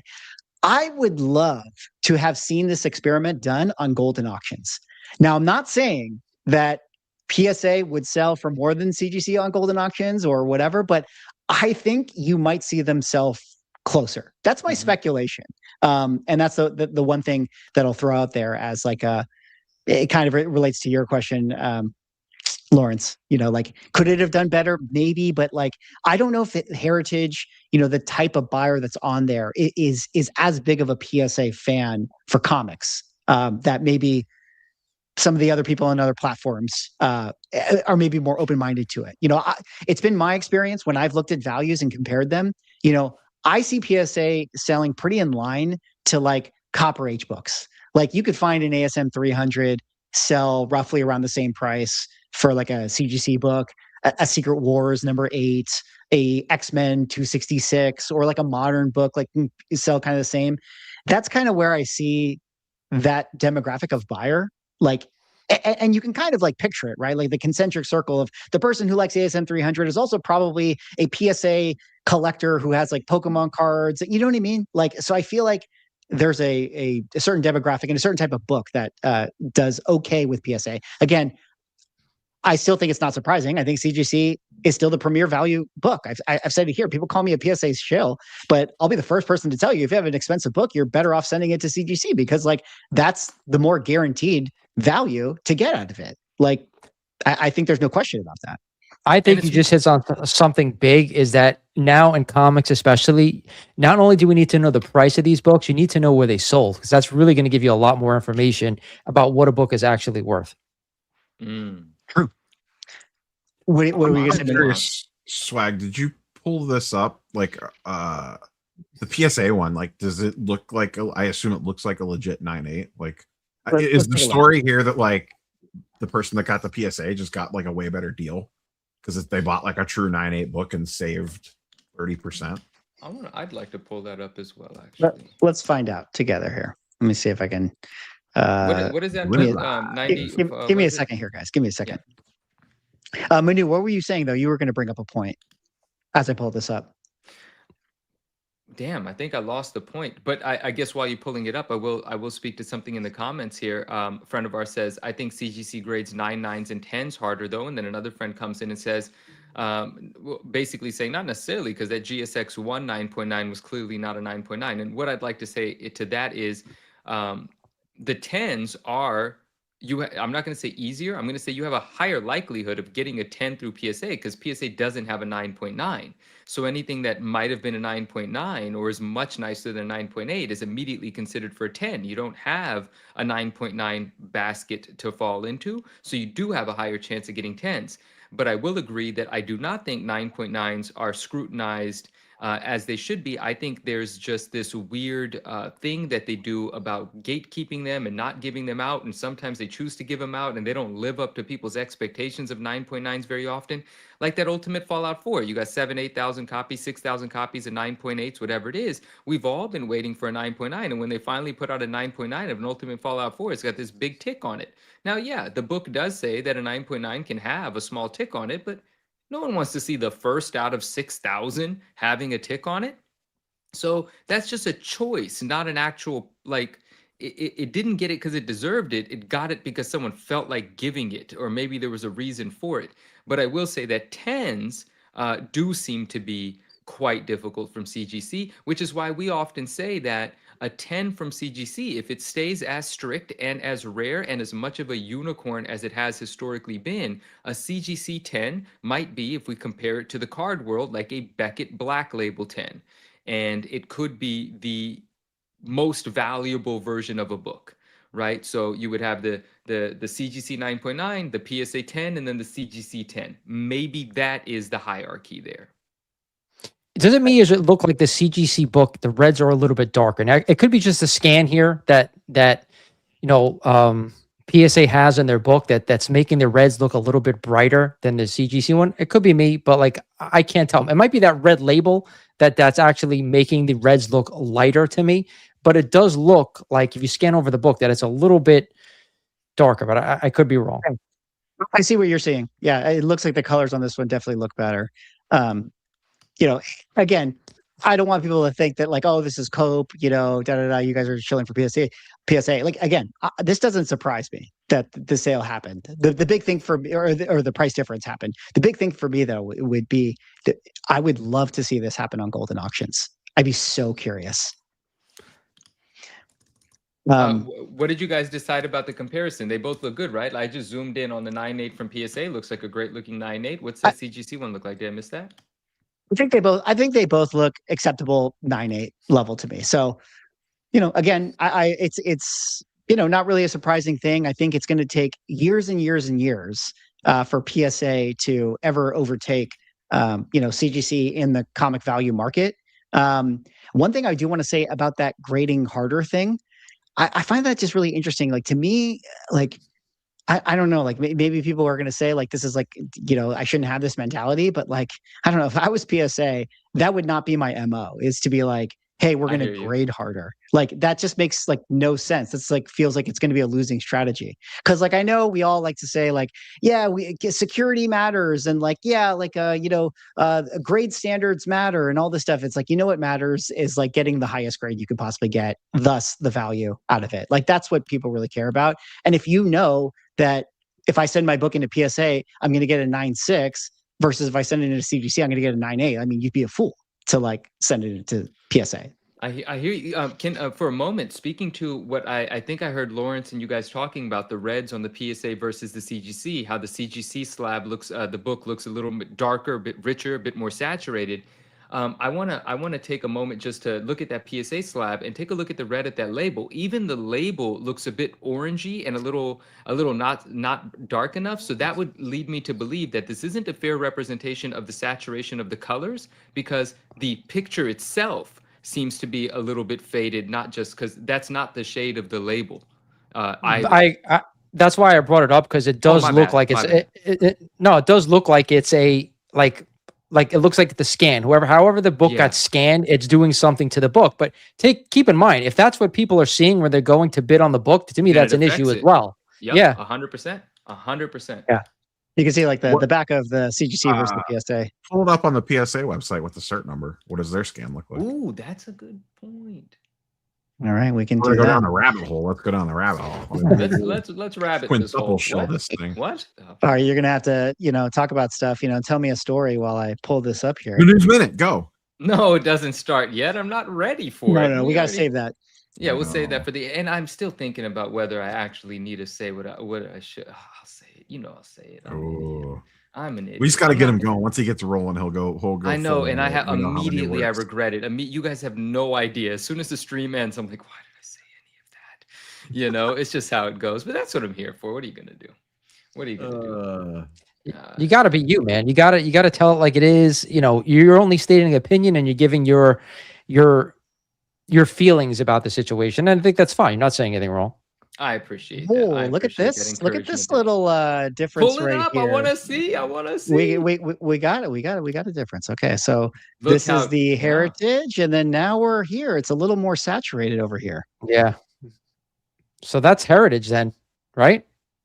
Uh-oh. That scans not as dark as it could have been on the heritage I auction. don't yeah. like that wrap on that one. Yeah, They the wrap both- is a little bit. But a they little both bent. have that. They I both actually have think the that. CGC one was too. You just can't tell because of the white background. Yeah, they Yeah. both have the white from the spine Yeah, showing. But CGC To is be the same fair, way. Same wrap. yeah. Actually, the CGCs might be a little worse. These are both great looking 9.8s. I wouldn't want either one of those. Oh, you Well, know either what? way, I'm very sticking with the- interesting. I hate when the wrap shows like that. It drives me nuts. I agree with you. I'm the Yeah. same way. Especially you're going to pay that Yeah. much for the book. I would rather have a 9.6 that has a clean wrap than a 9.8 that has a wrap like that. I don't know about that Well, one. Well, either way, I think that was probably the most interesting. Wait, let's kinda- not. Let's. Oh, sorry. Let's just not. No, Yeah. let's just not roll over that real quick. So Neo said he would rather have a clean looking 9.6 than a 9.8 with a wrap, and Lawrence really quickly was like, "Oh no, Well, about that only, one." only, Well, that's because, only because I'm a true I- collector and he's an evil dealer. Oh yeah, yeah. You know what it is? If it was something that I thought like, you know, that couldn't be helped, like that's how the book was printed. That's how it was put together. So like, I get it. If I was going to spend that type of money, I agree with Neo. I'd rather have a book without a miswrap like that. But at the end of the day, I don't know if I'd want a 9.6 over a 9.8. That's all. You But know- I think you he's know- right. Well, As a I'm collector, I want factoring in the. price difference too. Like I would rather take the discount on a 9.6 with a clean wrap to have behind me versus a 9.8 with a bad wrap. Rob, why do you need to look at a wrap? Okay, when all you got to do is just look at that right there. Just look at the Oh, I label. That's what you look at. I forgot. You know, Buy the label, not the if it was, I want the 9.8 with the better wrap. I don't even want the 9.6. I want the 9.8 with the good wrap. That's right. That's what I'd be. If I'm going to spend that kind of money, You got to be picky. You have every right to Yeah. be picky. Fair enough. Well, again, that was one of the more interesting sales comparisons that kind of came out of this auction. We obviously had a lot of huge books go up for sale. A Detective 27 and a 6.5 sold for 1.5 million. Again, shout out to Ryan. He made a video about this if you guys want to watch his breakdown. But he did kind of iterate that he felt that this was kind of a soft sale. And he was, overall, which I kind of agree with him. It's like a lot of that high end books are like not quite blowing up in the same way as sort of the mid-range books. And my thesis as to why that is the case is that the mid-range books are for the people who are like big comic collecting fans. Like, and I know it's still a small percentage, but like, let's say that person who's buying between like a $10,000 and a $50,000 book, it's like, that's like a hardcore collector who's putting a lot of money into this and they want those types of books and they're passionate about it. The ones that are spending 1.5 million, like, I'm sure there's collectors that do it, but like, these are like the big whale tourist collectors that it's like, oh, I just want to like spend $1 million on a Batman. And my theory as to why you're having strong mid support but not so strong high-end support is that like the tourist, like big money billionaire collectors are just not interested in comic books. It's like the comic collectors that are interested in comic books are still there, but like the broader market is just not interested in it. And that's kind of just my general theory. I don't know if you guys kind of feel that to be true in general, but I think like the big money, like the celebrity big money, that's all going into trading cards. Or manga. Or Or manga. That's true. Asking for a friend. What did any low grade AF-15 sell on this? By a friend myself. I'm sure. I think I'm it sure passed one one. did. I'm just curious low grade. how they stood up against. Only there was a search feature. Do you All right, how to Amazing spell Fantasy. We have a 8.5. We have a signed 7.0. We have a 6.5. We have a 5.0. And the lowest grade was a UK price variant that was a 4.5. Oh, That would went you for do a UK 36,000. Neo? nah. No pence for you. Dang. You No know, love for our brothers over across the pond. But one thing that I did think was interesting, probably the other coolest sale or most interesting sale that came out of this auction was, in fact, this Marvel Spotlight 5 That was a first appearance of Ghost Rider in a 9.8 with white pages. I believe there's only like 8 copies on the census, and this was one of the books that sold in 2021. That sold, and it sold for like $250,000. Like, and that was like an insane sale. Like, oh my God, this was a book before COVID that was whatever it was, like 20 grand or something, and then it went to like 250. And we hadn't seen one come up for sale again for like many years. There was a private sale that was like 300 grand, but like private sale, you know, whatever. But like then this one rolled around. And a lot of people were thinking like, okay, well, obviously the correction is coming for this book, but this one sold for 244. That was really impressive. So this to me was one of the most, you know, impressive big sales of the night. 244,000, and we can't get the grade centered where it should be on the label. Man, how irritated would you be? Oh my God. I would be, I would go nuts. I hate, that's the worst thing that CGC does, in my opinion, that it's not centered. I am so glad you once you pointed that out, see because it, that is so true. It is so true. Like how are they gonna like look slab to this thing, this a 6-figure book, and then look at it and be like, yeah, it's good, you know, off to the buyer. Not to mention, once you ship it, it's going to be a 9.4 when it lands from all the moving around and bumping and shit it's going to do. Dude, Spoken like true PSA shills. It's beautiful. I will say that it looks beautiful. I was gonna say, like, this is like a legit 9.8. Like, this is not one of those, like, you know how like with the wraps, like we were talking about with the 94s, where you can see a lot of white here, so like prevents like spine ticks from showing up. When you have like the actual black edge and no spine ticks, that's hard to get. Whoa, right which there. inner well is that in? I'm gonna pull that up separate. I want to see. I don't see the cavities. Where's the cavities on that? Does it have the cutouts? Oh yeah, now that you say that, zoom back in on that real quick, Swag. I mean, this is the inner well right here, right? This inner line. Okay, so this is in some sort of squared off inner well. It doesn't seem like the vacuum sealed. There's 2 types of inner wells that most of us familiar with. One is the book within like a plastic compartment that has these 4 notches, one on each corner, so that the corners are protected if it moves around. But those notches themselves damage the sides of the books about 1/2 inch in when they move around. But this does not seem to be the Mylar vacuum sealed situation that they do. I'm going to look at this a little closer to see if it's something different, something new, perhaps. I was going to say, take a look at the serial number, see when it was graded. In the meantime, you know, we can kind of look at this. There was also an original art sales that happened. Just pointing out a couple of notable ones, if you guys want to talk about any. There was an ASM 41, the first Rhino cover, sold for $656,000. Pretty crazy. John Romita piece right here. The first Thanos panel, which I thought was pretty awesome.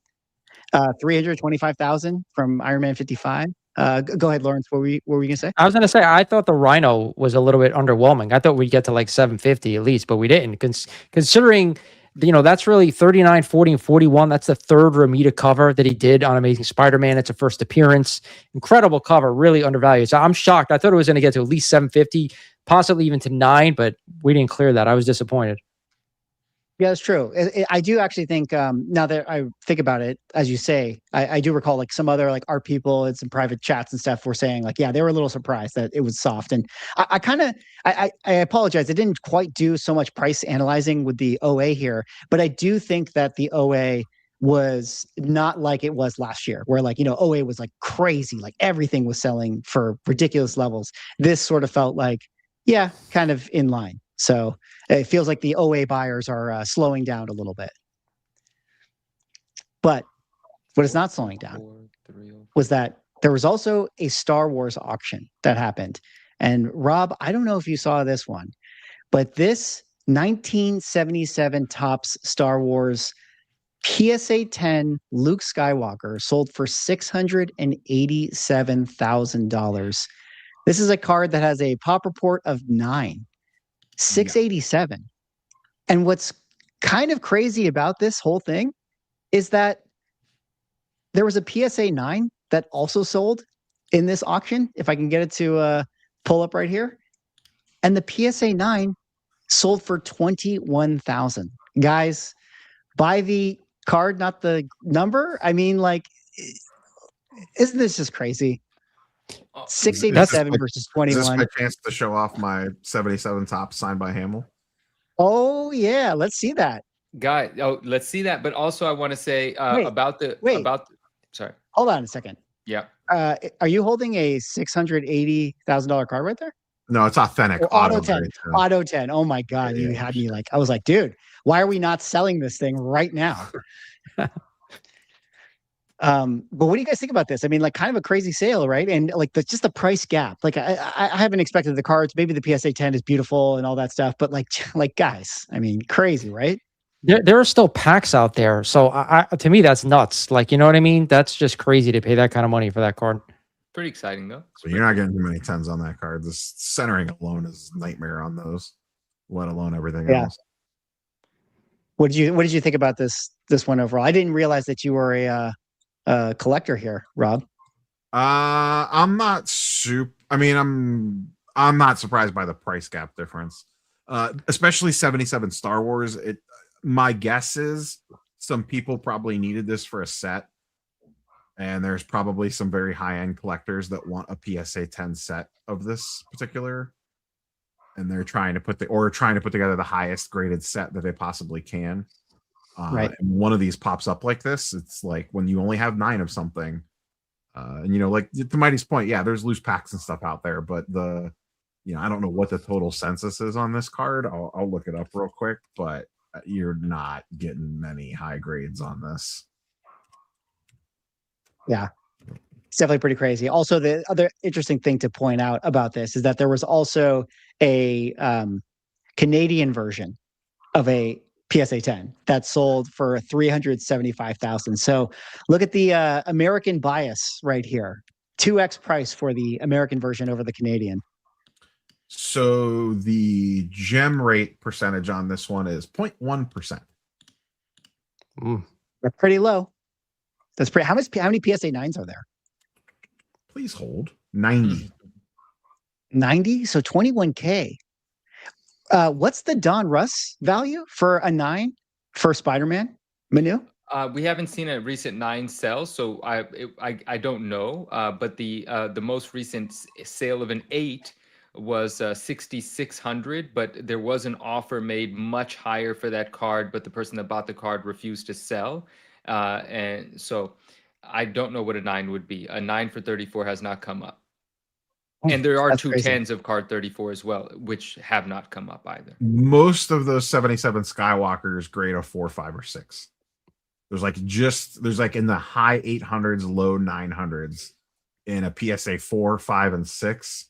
When you get up to a PSA 7, it drops just below 600. An 8 is just below 400. A 9 is 90, and the 10 is 9. Wow, and that's the most graded card in the entire set. And what did it did 680,000? 687. 687, and there's 9 of them. That's pretty amazing, actually. I'd be hard pressed to not bring mine to market if I were one of the owners. I want to see what another one coming to market would do.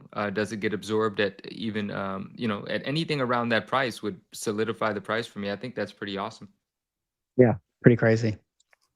Well, we got to move on now to our next story, which was in a moment. Swag, sorry, because we didn't put a cap on this one thing, and I don't want to have any misinformation out there. Pump the brakes. Pump the brakes. Yes, pump the brakes, please. That Marvel Spotlight 5, where we were curious about what sort of inner well that is, I pulled up the CGC scan. It is the standard inner well. This is, again, the Heritage scan is backlit bright, and so you cannot actually see the grooves unless you really zoom in, but it is in a standard slab. So there is not some new inner well. It's what it looks like when you cannot see the details of the plastic, but it's in the standard inner well. Just wanted to clarify that because we, had some questions a moment ago. Sure. All right. Well, with that out of the way, let's move on now to our next topic, which was a story that happened actually a week ago, but is very interesting. And it's going to relate to something of a grading conversation. But before we get there, I kind of have to explain it. Now, as you guys know, Absolute Batman has been tremendous in terms of its values, in terms of the excitement, the amount of people that are buying it. We recently had Absolute Batman issue number 20 that came out this past Wednesday.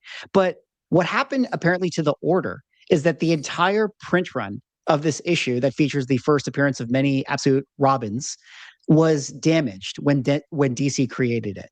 As you guys can see from this Bleeding Cool article, there was a consistent spine wear that happened over most copies. And here's just kind of like a picture, just so you guys can kind of wrap your head around it. So basically, every single book in this print count was damaged. On top of that, we've kind of had the conversation about Absolute Batman 1 with the variant covers. If you guys remember, when they do variants, they take cardstock and they staple it over the cover A. We talked a little bit about like people removing the Jim Lee cover to sell Absolute Batman. If you guys watched that story. Anyways, even the ones that have the staples put over top of them, also a lot of them are damaged, and the comics underneath them are also damaged. Now, DC came out later and said that they apologized to LCSs. They're going to be sending LCSs credits. They can still sell the damaged copies, but they're going to do a second print that ideally won't be damaged, and they'll give like people a credit for variants, and by people I think that they mean retailers. Now, a lot of comic fans were upset about that because it's like, well, that doesn't really do me anything if I'm somebody who wanted to buy this book and my LCS is getting the comp for that, even though they were still selling me the damaged book. We can have that conversation. But the most interesting thing about this, as I think you guys will be most interested in it, is DC also reached out to grading companies. And they mentioned that, hey, graders, please be aware that this was a print run issue. And that was sort of them saying like, hey, maybe you can go a little easy on this print run. I did actually text Sean over at CGC and asked him about this and said like, hey, like, do you guys have like a idea of what you're going to do here? Would you grade on a curve? How would CGC actually handle it? He said that he hadn't got the books in yet, so like they haven't really been able to look at it or analyze it. But I think that that's a very interesting conversation as it relates to us. Like, imagine that CGC decides, hey, this is a print run that was all damaged, so let's grade on a curve, and we will give 9/8 based on a spine tick. How do you guys feel about that if that's actually what they decide to do? There's no way that they can do that. Like, to me, that would be atrocious. If you start giving 9/8 for a book that clearly isn't a 9/8, if you want to put a note on maybe on the label, fine. Like, Absolute Batman number 20 print issue, whatever, but give it the right grade. I don't think you can go ahead and give a book a 9/8 if it's not a 9/8. But obviously, we've seen that before. So this has happened in cards before, where there's a few. A very notable one is the 2017 Patrick Mahomes Prism Silver Rookie, which is a very valuable card. There's a known print defect on that card where it has a ton of them have a surface dimple on it, and that's not factored in. Like, if it has a surface dimple, it's not getting a 10, like flat out. Like, it's just not. It's going to get a 9 most likely, or maybe even an 8. And that's not. I can give at least 10 examples out, maybe not 10, but I can give 5 off the top of my head right now of cards that are just like well known in the hobby that, like, for whatever reason, wherever it was out on the print sheet, has a drastically lower gem rate percentage because of X, Y, or Z issue on it. In the case of that card, are there ones that still get 10s? With a dimple? Without it, like maybe, are you saying that there's ones that didn't get manufactured with a dimple? Yeah, there are some that are, it's not every single card, but if you look at like that set in general, that one particular card has a much lower gem rate percentage than most of the other cards in the set, because for whatever reason, where it was out, where some of them were out on the print sheet or whatever, it had that little dimple placed on it. Yeah. What do you think about that, Manu? Like, just this idea of like, if the print run is damaged and CGC is like, oh, okay, like then we'll take that into consideration, and maybe they grade easy on 9/8. How do you feel what they should do in this situation? I do this to you too often, Swag, and I apologize. Sometimes I'm like reading a comment, and I have an opinion on this, but before I give my opinion, I want to be clear. CGC said that they are considering grading that book on a curve because the print run is all damaged? Well, no, I should say that DC, as it says here, grading companies are being told to factor defects into grades. This is DC telling grading companies. Okay. I texted Sean, who is, one of the head graders over at CGC, just to ask him like, hey, what do you think about this? He's like, we haven't gotten any books in yet, so like we haven't crossed that bridge. Well, it's interesting. I like what one of you guys just mentioned, that if there's a note on the label saying as much, like this was graded with that into consideration. I guess Lawrence said that. I would be more accepting of it, because it does set a precedence that you don't want. If someone has that book slabbed as a 9.8, unaware of this discussion between DC and CGC, then it leads them to believe that this is what a 9.8 might be, and it sets that expectation. I don't like that. I think that that's no good. Now, if DC is framing it like this is just, consider this a manufacturer defect, and it should be graded around that. We have seen, of course, books that have known manufacturer defects, the defect gets ignored. One very popular example is Super Mario Bros. #1. Each single copy of that is a cardstock cover. Every copy towards the page side has a non-color breaking crease that goes from the top to the bottom. There is not a copy without it. Now, when a grader doesn't know that, they started at like whatever grade, and then you got to fight it, but it gets a 9.8 with that all the time because it's a known defect. If this becomes sort of thought of as a known defect, there is precedence for them giving a 9.8, considering it to be a known defect, a factory defect. But this is a spine tick. It's not like other factory defects. It's not like an overspray that everyone gets, or a printer grabber tear at the bottom of ASM 361 that everyone gets. Like, these are unique defects that people relate to being a factory defect. This one looks like a spine tick because it's a spine tick. And so I am all for it, or okay with it, if there's a note. If there's not a note, I don't like it at all. That's my opinion. So listen to this for a second. Imagine the conversation of a collector that's not really into all the know-how that we know. Like, we know about this stuff. Like, we know about graded books. We know what to look for. But a collector comes in who maybe likes Absolute Batman. They're reading it and they see this copy on the wall. They know what it is, and it's graded a 9.8 with the defects that are there. And they're going to think to themselves, why is this book labeled a 9.8 if they don't know any better? With that, if there's not an annotation there, if I'm a collector and I walk up there, even if I didn't know anything, I would look and say, this is not a 9.8 to me. I don't know if I see a bunch of damage. If there's a note and you say, well, all these books are printed with, obviously, printing damage, whatever, at least there's an explanation to be had. How many dealers out there are not going to say a word to the people saying, that this is what happened along the way? So I think if they're going to go that route and give these books 9.8s, even though from the naked eye, they're really not because of the damages, there has to be some type of annotation there to kind of let people know. I agree with that completely. And Brixco has said a lot of really great things in the chat tonight, and he's bringing up something here, and I'm going to add on to what he's saying. He says, CGC doesn't reduce grades for print issues. Radioactive Man #1s, which is a book that I've graded as well, are known for a print issue with a big spine tick that you can get a 9.8 with. Now, the interesting thing about what he's saying is he's right. A lot of copies of Radioactive Man #1, which is a black cover, have this one very prominent, quite large spine tick. They do exist without them too. It's not across the print run. But the interesting thing about that is, if they are lenient on that, is that a 9.8 is allowed to have a spine tick though, right? So that's an interesting nuance in that. A 9.8 is allowed to have more than one spine tick. If all things are great and is a kind of an aggressive spine tick, it can still get a 9.8. So having Radioactive Man 1s coming back as 9.8s with that tick is not necessarily them taking into consideration it as a factory defect, because they don't all have it, but they may actually still be lenient to it, because there are graders that will see that spine tick and give a different book a 9.6. So I'm not disagreeing with you, Brixco. You're making a great point, and I do agree with you, and I am familiar with that book and that defect, but it is not across the print run. And 9.8s can have that spine tick, but along the same lines of what he's saying, because he's familiar with that book, he knows what he's talking about. He's right here. There's another book. There's what is it? What's the first appearance of Batman Beyond? Is it just Batman Beyond #1? No.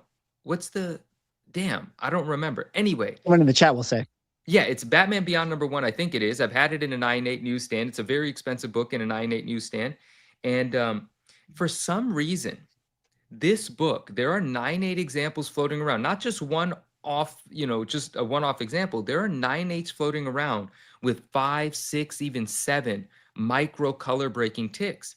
And I've never spoken to CGC about it, but I wonder to myself, is that because they know that these micro ticks exist on so many copies, they're a bit forgiving for this particular book? That could be along the lines of the same the same sort of thing that Brixco is mentioning here.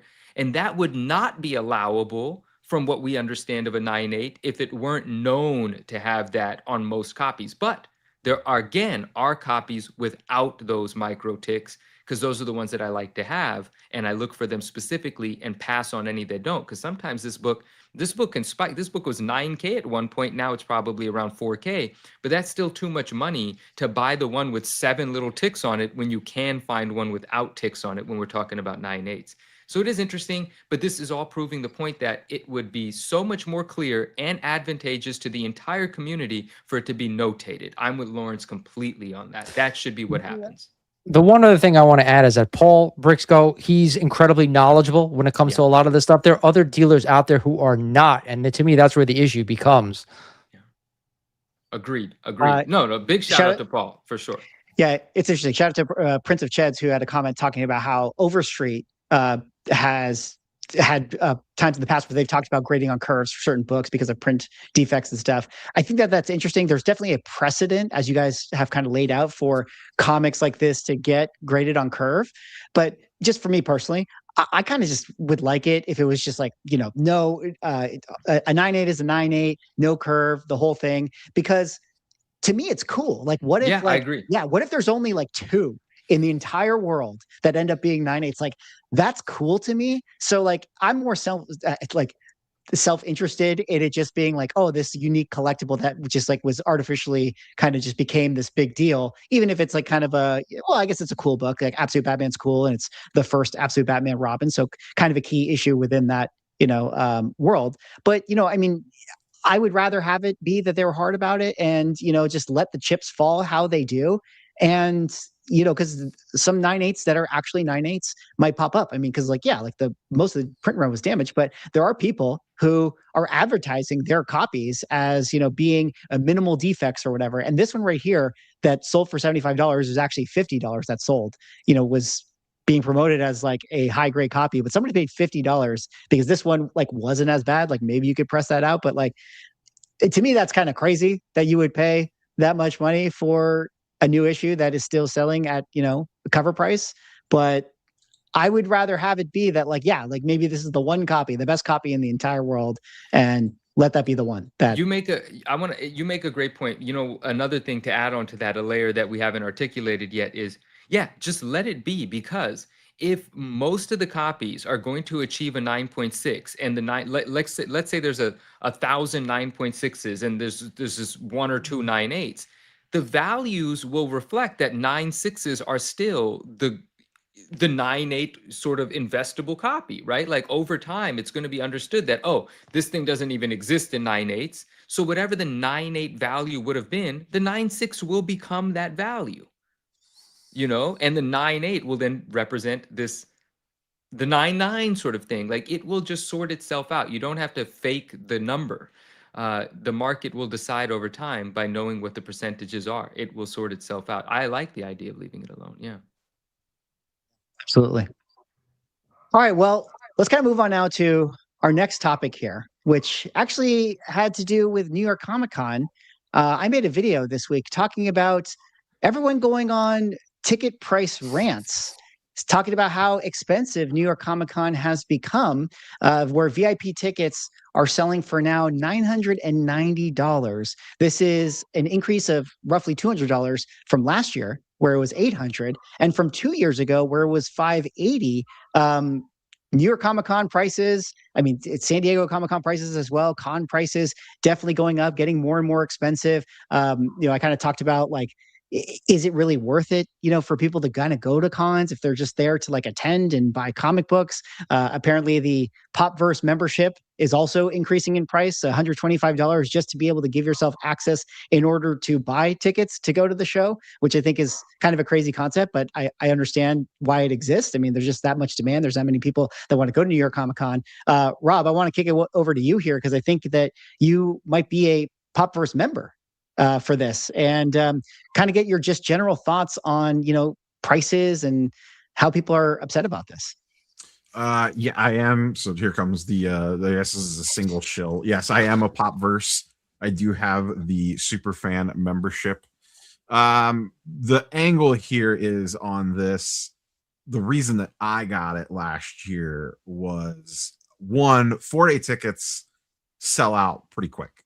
for New York Comic Con. If you want a 4-day ticket, you were not necessarily guaranteed one waiting for, because the way that they do this is super fans. Like I actually just got my email the other day. I will have the chance to buy tickets on like June 4th or something like that. Whereas everybody else, they go on sale a couple of weeks later. And 4 days do tend to sell out. VIP tickets typically sell out in the first 10 to 15 minutes, usually. Now, I don't know how many of those are people truly buying them versus people buying them to scalp them. That's a whole other bag of cats. Where the superfan thing came in clutch for me, part of that is you get early access to purchase autographs and panels. And if you are going after someone popular, they will sell out, and they do sell out quickly sometimes.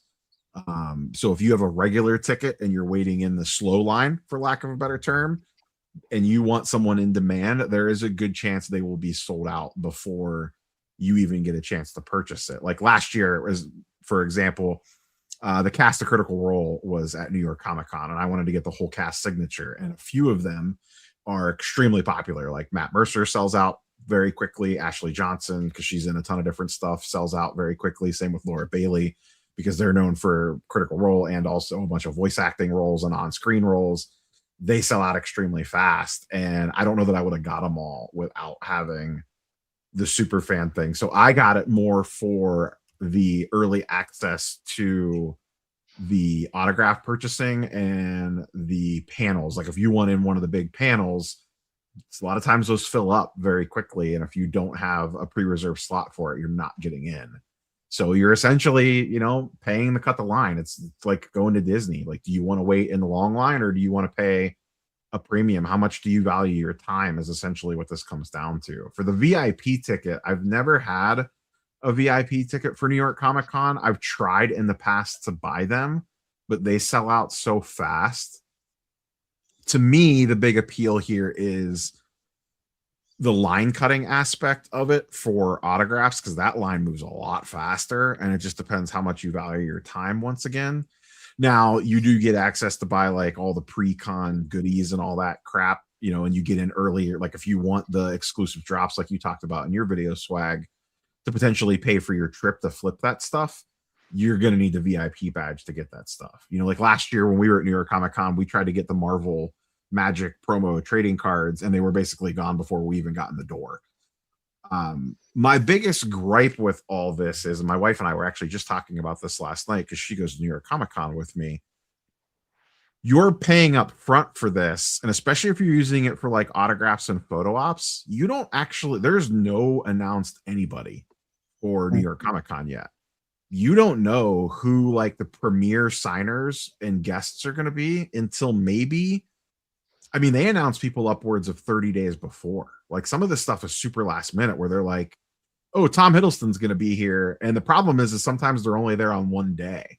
So like imagine you got your ticket to Saturday and Sunday, and then you find out that the person that you were dying to get an autograph from is there Friday only. And then their stuff instantly sells out because, I remember when Tom Hiddleston was there, his stuff sold out instantly. When Ewan McGregor was there, his stuff sold out nearly instantly. That stuff was gone super quick. And then if you don't have a VIP pass, now you're talking about, okay, cool, I'm going to be waiting in line for hours to get that done. Like, is it worth me spending half a day in line or paying up for the VIP pass if you can even get one, and getting through that line in a half an hour instead of 4 hours? Yeah. Well, it's interesting. I want to bring Lawrence and Manu into this because we talked about a sort of a related topic last time on our show. Manu had to go before we got into it, but I made mention to how, Todd McFarlane has been doing like whatnot signings. And he recently made a post just 5 days ago where he was doing his third within the last couple of months. And in my video, I talked about how, with the increase of these prices, with the risk factor of like, yeah, I want to go and get such and such person's autograph, but like you said, Rob, like I'm not even guaranteed if I don't know which day they're coming. I bought the Friday, they're on Sunday, whatever it is. And if you could just go and like turn on a whatnot and just like, yeah, like maybe I have to bid against other people and it's like more expensive, but like whatever, like I'm already paying $900 to get a VIP ticket in order to get access to Todd's signature. I might as well just sit at home in my PJs and spend $1,000 in his whatnot. I don't know, like what do you make of this, like Lawrence, with like the ticket prices mixed with like online buying? Like, is it just like not worth going to Comic Cons anymore? It really depends what you're going for. Like Neo said, like if you're going for all the signatures, if you're going for the big names, and I understand why you want to pay that amount, because I'm not spending freaking 10 hours in line waiting for somebody. I don't care. But if you were going to spend that kind of money, you're able to, and you can cut that line and get the signatures you want and have that experience. Okay. For me, I go and I get like a 2 days, 1 or 2 days, like Thursday or Friday. I don't really want to go Saturdays because it's insane. Thursday and Friday is insane. But like for me, I'm going there. I think it was like $80 something this year. Now it's like 95. So is $15 to me going to make me not go? No, I'm still going to go. But for the VIP, $200 and something increase, I could understand why maybe people were going to pause. But again, if you're willing to pay $600-700, I'm sure you're willing to pay almost $1,000 now. That's the way I look at it. But again, if you have access to people who you want signatures from, I'd rather pay $1,000 if I could spend like a half hour with Todd. I would do that. I'm not going there for 2 seconds for him to sign a book and be done. I'm not paying it. But, for me, it's more about the experience. I remember a couple of years ago, do you guys remember when the art of Batman 423 sold?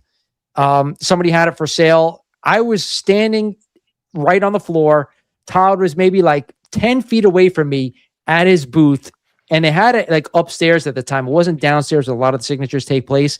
He was there, and somebody brought over that piece for him to take a look at. The owner at the time, yeah. Yeah. I was 10 feet away when he was there with my kid, and I was like, to me, just being right next to them, watching them go through that was enough for me. So to me, it wasn't about like spending that money. It was about getting to see that moment. And sometimes just paying the regular admission will get you something cool like that. I agree. I mean, the experience of just going to the show and hanging out with friends is like really the best part about it. But I don't know. They entertained this idea, Manu, of like this direction that we're headed, where if like, it just becomes more and more expensive and it's not really efficient to like get an autograph from a person there. Like, why wouldn't I just tune into their Whatnot stream? Or if you're Todd McFarlane, like, why would I even go to New York Comic Con and have to deal with it if I could just like stream from my home? Man, I wish I hadn't missed that portion of the show, because I want to be able to talk to some of the points that you guys said as well. So I definitely need to watch that back. Wow, I didn't view our own show. I am ashamed of myself.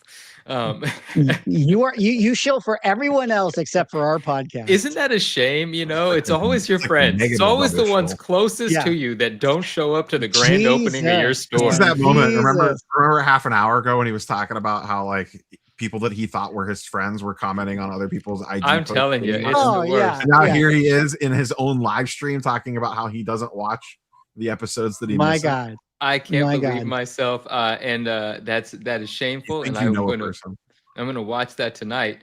But I can't blame McFarlane for just taking it straight to the stream. I couldn't blame Liefeld when he started doing it. Like, why wouldn't you? The opportunity is there.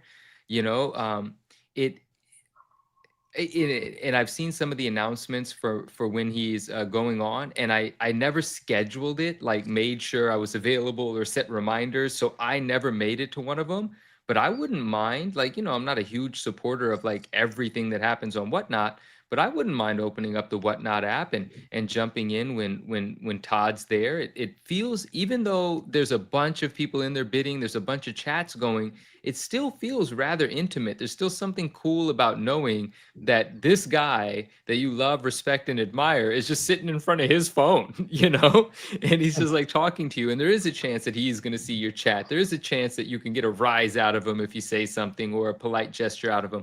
I remember one time I hopped into a Rob Liefeld Whatnot, and I didn't even know what the hell was going on, but someone in the chat was like, Rob, say this to me or say hello. And then I decided, I thought it was fun. I don't know what I was doing. I was like, Rob, say hi to such and such. And then he read my comment and he goes, hi to such and such, right?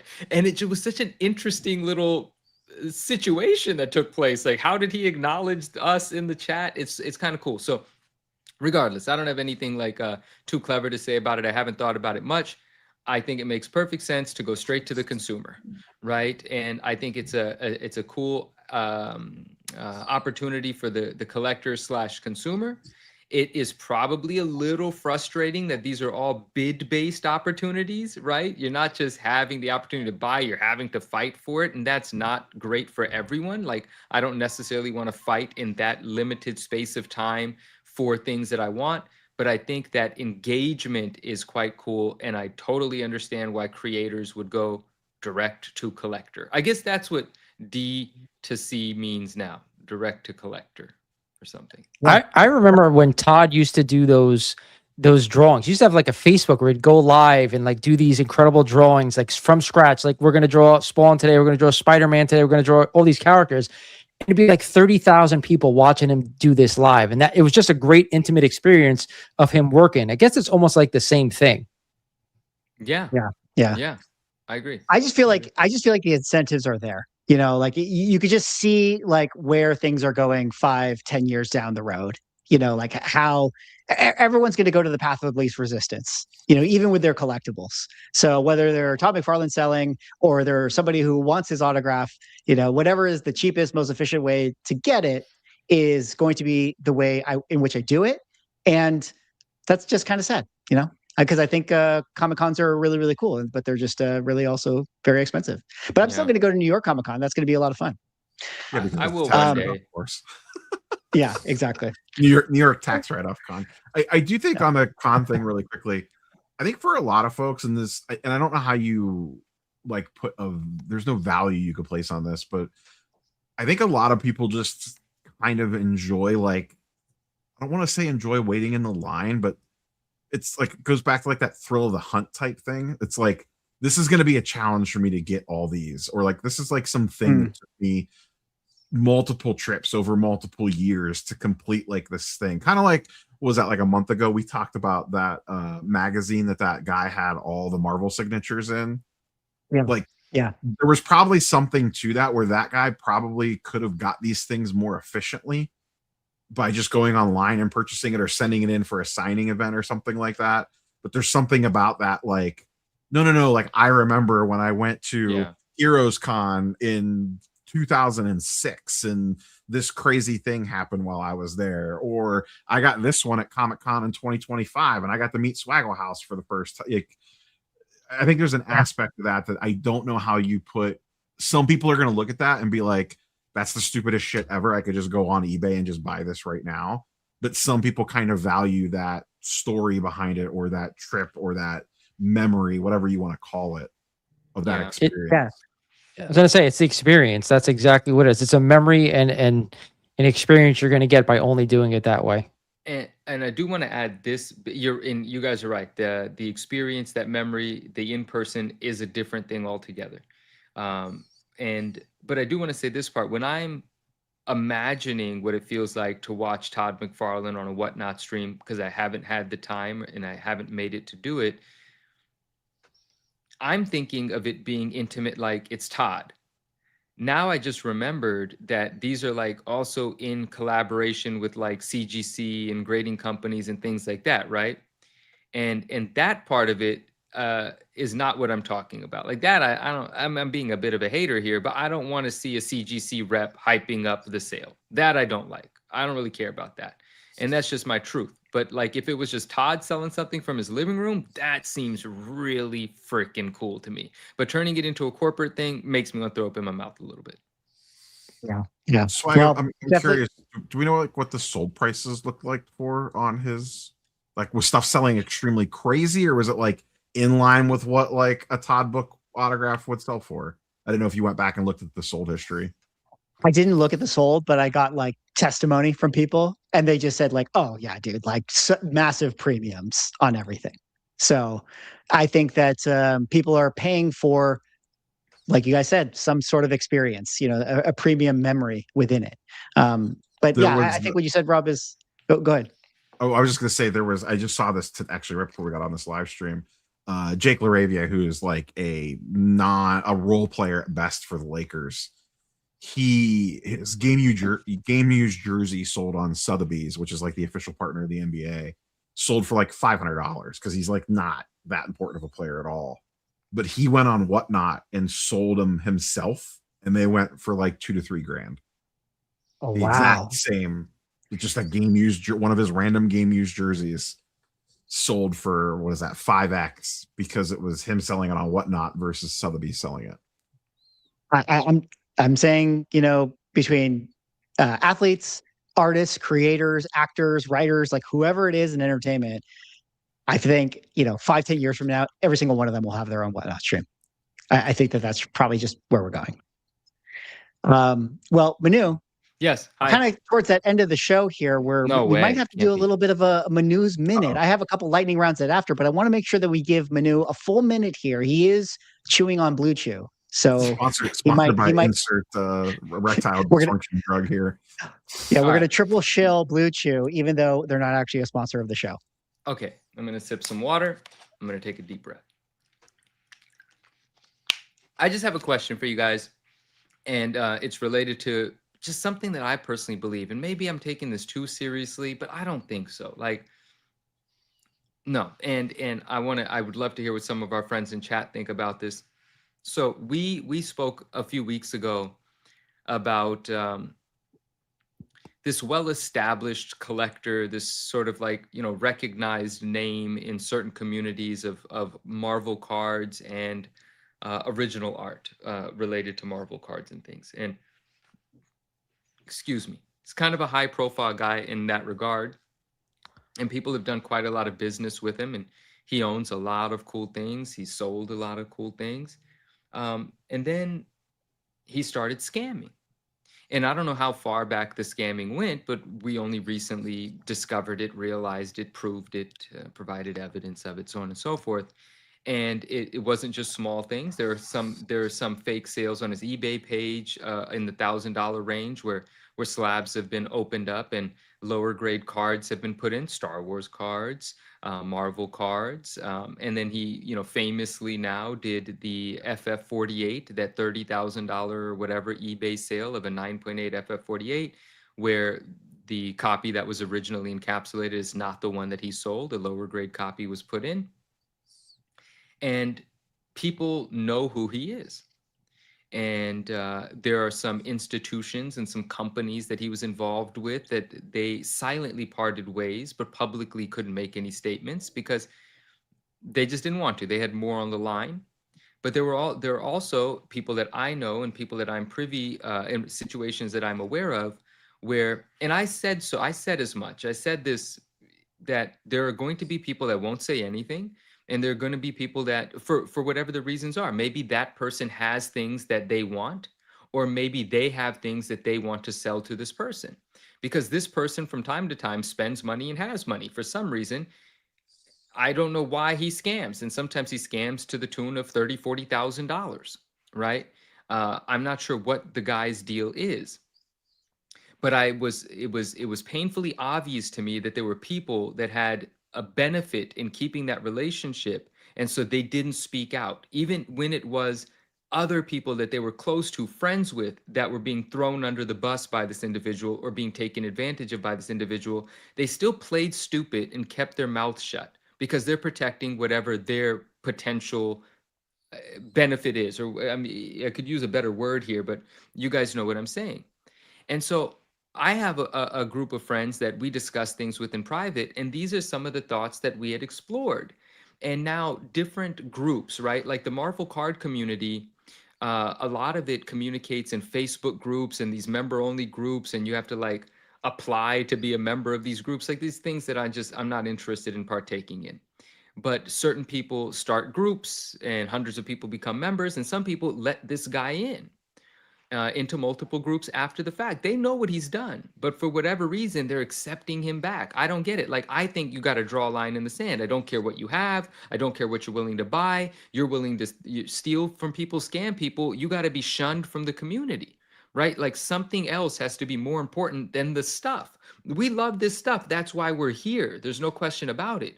But when does principle come in? When does honor come in? When does integrity come in? You know, when do you draw the line? Like, sure, you want that thing, you love that thing, but you're willing to support this person? That's where I draw the line. I can't do that. And so there's individuals that I've had these conversations with, and recently and it recently was brought to my attention that someone that I've had similar conversations with bought something from the guy. And when I heard it, I was like, wait, am I wrong? Did this just happen? And he was like, no, I did. I had to think long and hard about it, but I did because, you know, I'm completing this thing and I need this thing. And that's where I was just like, I was so like, for real? Like after he did what he did to people close to us and so on and so forth, the thing was that important? You know, and that it falls apart for me there, you know. And this is someone that I have a good relationship with, and he's probably going to see this. It's probably going to be, you know, it's going to feel a little unfair that I'm saying this, but I'm obviously I'm keeping it vague. I'm not talking about the items. I'm talking about a scenario. And so just to throw it back to you real quick, you guys, where do you draw the line? Like, do you guys know what I'm saying, or do I sound like an idiot? Am I an alien here? The guy scams, steals from friends that we know, people we know. He's part of the community. And when you're buying from him, you're welcoming him back in. You're making it okay. That's why we can't get rid of him, because you guys keep him around for whatever things you want. Where do we draw the line is my question. I would say I think, that from, oh, go ahead. You Go go. ahead. No, you go first. You go first. I would say for me, you know, that there's a difference of like what I choose to do versus what I expect others to do. And maybe that's a little me being like a little fatalist about like how people are, where it's like, yeah, like I'll choose to not buy from somebody that I identify as like, you know, a scammer or whatever. But like, it doesn't surprise me when other people are like, oh, they're going to buy from him when when he has the thing that they need. And it's sort of like, I don't know what to think of that. I don't know what to make of that. Like, it's just sort of like the world we're in. And it made me think a little bit about like, you know, the collectible world is so small that like there's certain channels that like you have to like go through, or there's certain people that like you have to associate with.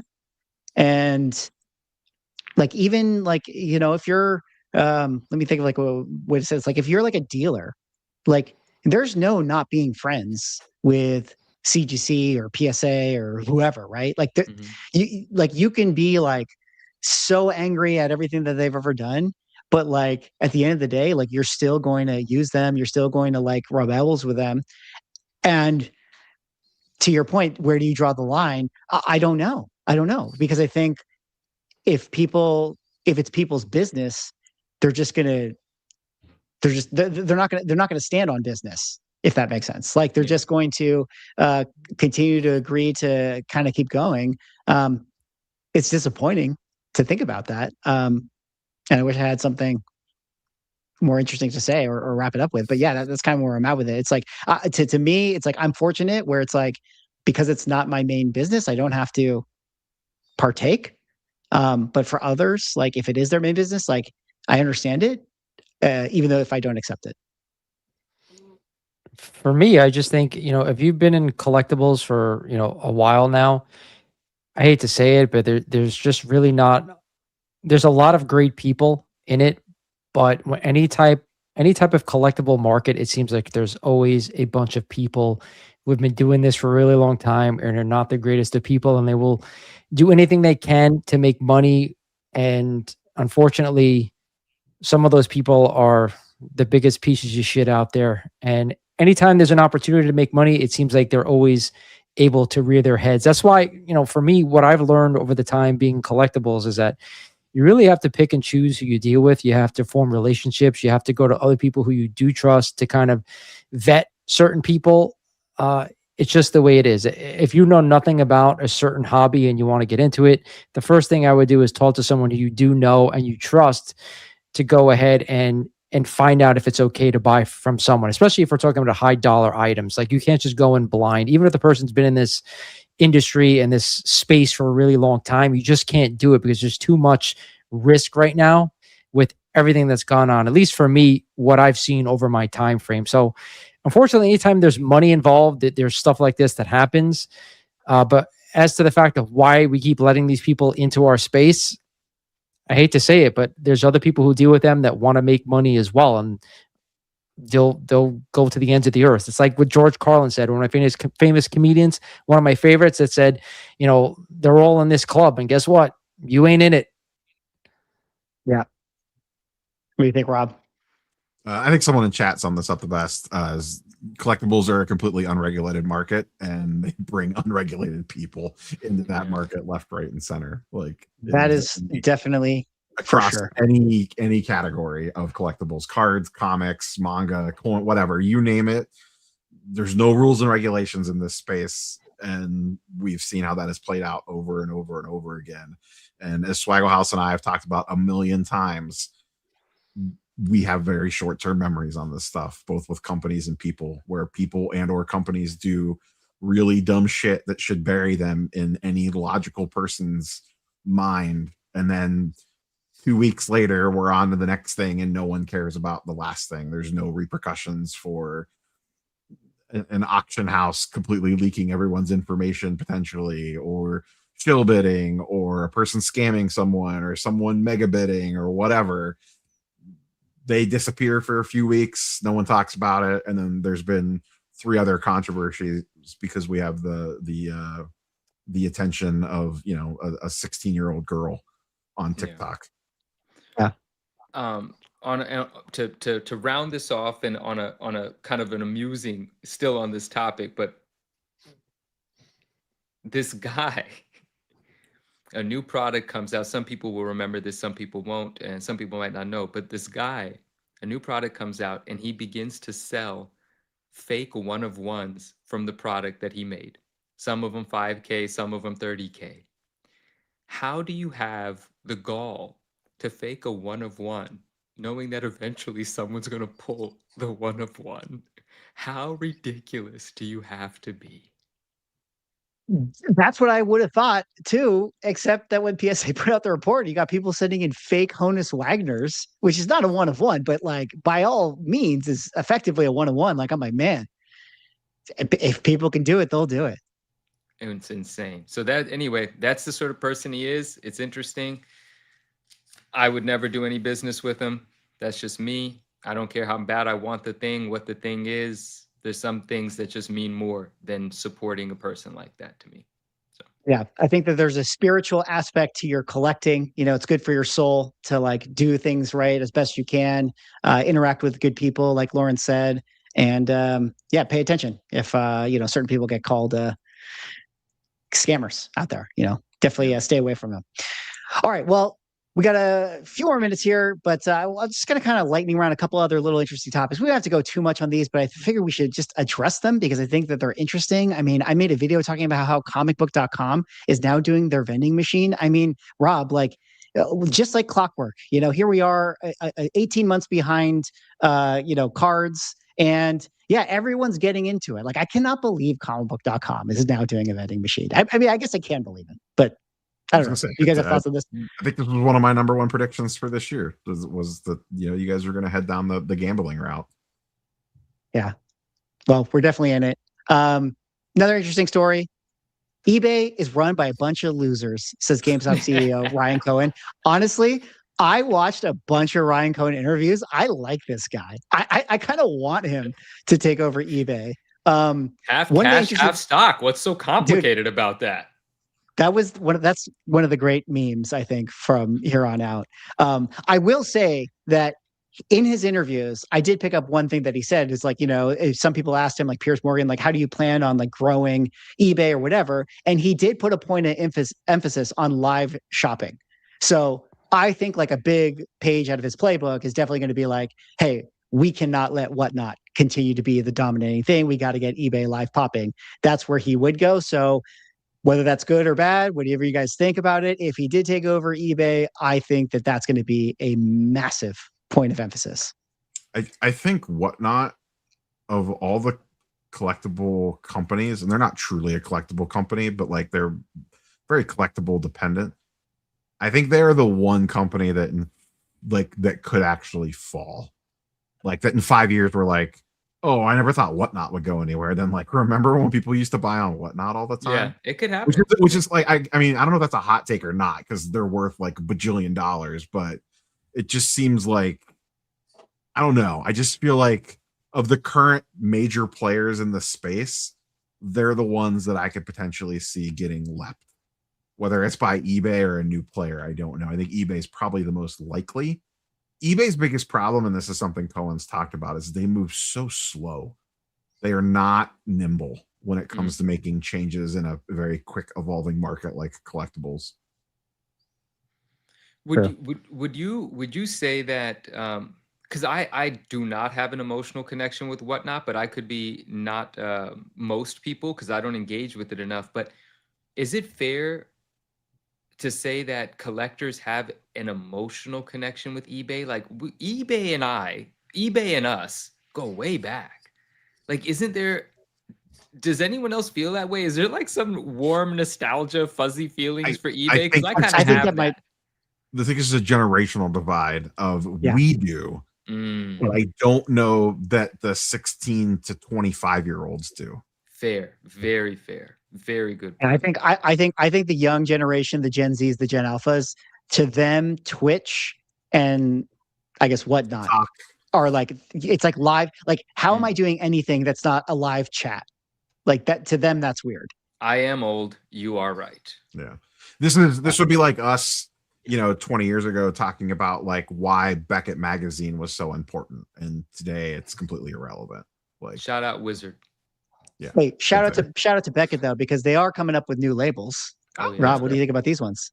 I have them sitting right next to me. They're pretty good. They're not like drastic overhauls, but some very much needed improvements. Beckett's labels were very easy to counterfeit in the past, extremely easy. And this is some much needed improvements on that. And they also used to shake loose in some cases, and these will not do that. And then they made a slight shift to the auto grade as well, which was kind of nice. It's say what you will about, Beckett, CBCS, like them getting bought out. Like, why is it that like after getting bought out, now they're doing all these things? Like they got the new label, that like the manga thing is like big and popping. It's just like, what were they doing? It's almost like as many a live stream where we would chat about CBCS, and I would say on numerous occasions that you don't understand what a shit show that company is behind the scenes, and that they don't want to spend any money on it. And now all of a sudden they have new owners. And what do you know? Look what happens when people are willing to spend a little bit of money.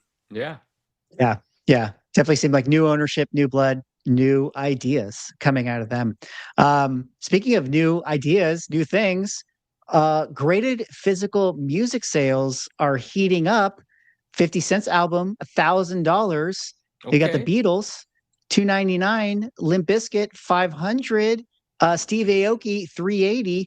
Guys, Drake just dropped 3 albums. Are you going to get his albums graded? What do you guys think about the new Drake stuff? I want to hear it. I haven't heard it yet. Iceman, right? I want to hear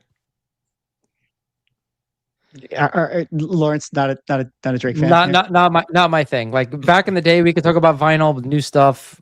No, I'm not feeling it. Rob, you got any thoughts about the new Drake album? Hottest topic in the world. Biggest news in the world. Not my wheelhouse at all. I will say this. Swag, you and I, bar for bar. Let's just go ahead and start singing some Drake songs.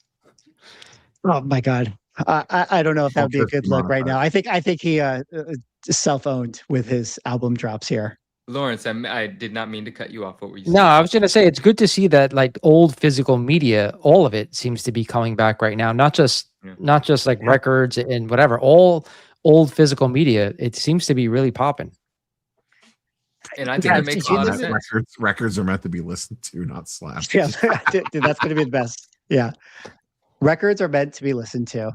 Just listen to them digitally, collect them physically. That's the perfect solution. 100%. Speaking of people that you should listen to Swag when he talks about arcade flyers. Because shout out to Travis from Landry Pop. Man, he's got the Donkey Kong 1981 arcade flyer OA up for sale at his next auction. I couldn't believe that this thing existed. I might have to make a run at this. You have to. But like, it's probably going to be like really expensive. I have to imagine. You have to have a few bids in there. You just have to. I'm with you because I saw this too, and I'm like, oh crap, because I'm a big arcade guy. And when I saw that, I was like, oh, that's something you don't see every day. So that's definitely cool.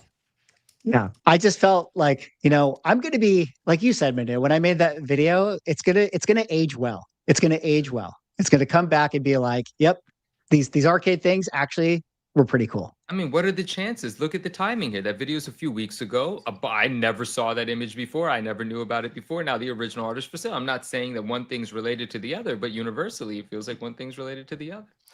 I got to be honest, like from a guy who like collects a little bit of arcade stuff, if you could find original arcade stuff from when things were actually first made, especially from the early 80s, that when like we had that big arcade boom, if you could find any of those original things, they're worth quite a bit of money. Yeah. Well, we are big market manipulators and big shills, and we will be pumping the arcade flyers until the end of days, like we will also pump our YouTube channel. Guys, great show tonight. Thank you to everyone in the chat for hanging out. If you haven't yet gone over to the Ungraded Truth YouTube channel, link is in the description. Get us to 1,500 subscribers. Also hop over to the Spotify page. Give us a follow. Give us a listen. Give us a 5-star review. We definitely appreciate you guys hanging out with us tonight. A special shout out to Lawrence for once again filling in, taking the heat away from Ryan, who now is best friends with Logan Paul and had to duck this episode. But yeah, we appreciate you. If you guys have not yet sub to everyone else, links are in there, or links in the description for their socials. Go give them a follow. We appreciate you, and we'll see you all in the next show. Peace out. Detective Comics set a record for 1.8 million. Nobody really cares. Who are annoyed that people are asking them questions, is this book banned? That question didn't exist a year ago. Somebody's submitting like 25 vintage books and getting 15 9.9s. We always think, how could it ever get crazier? And then it always does.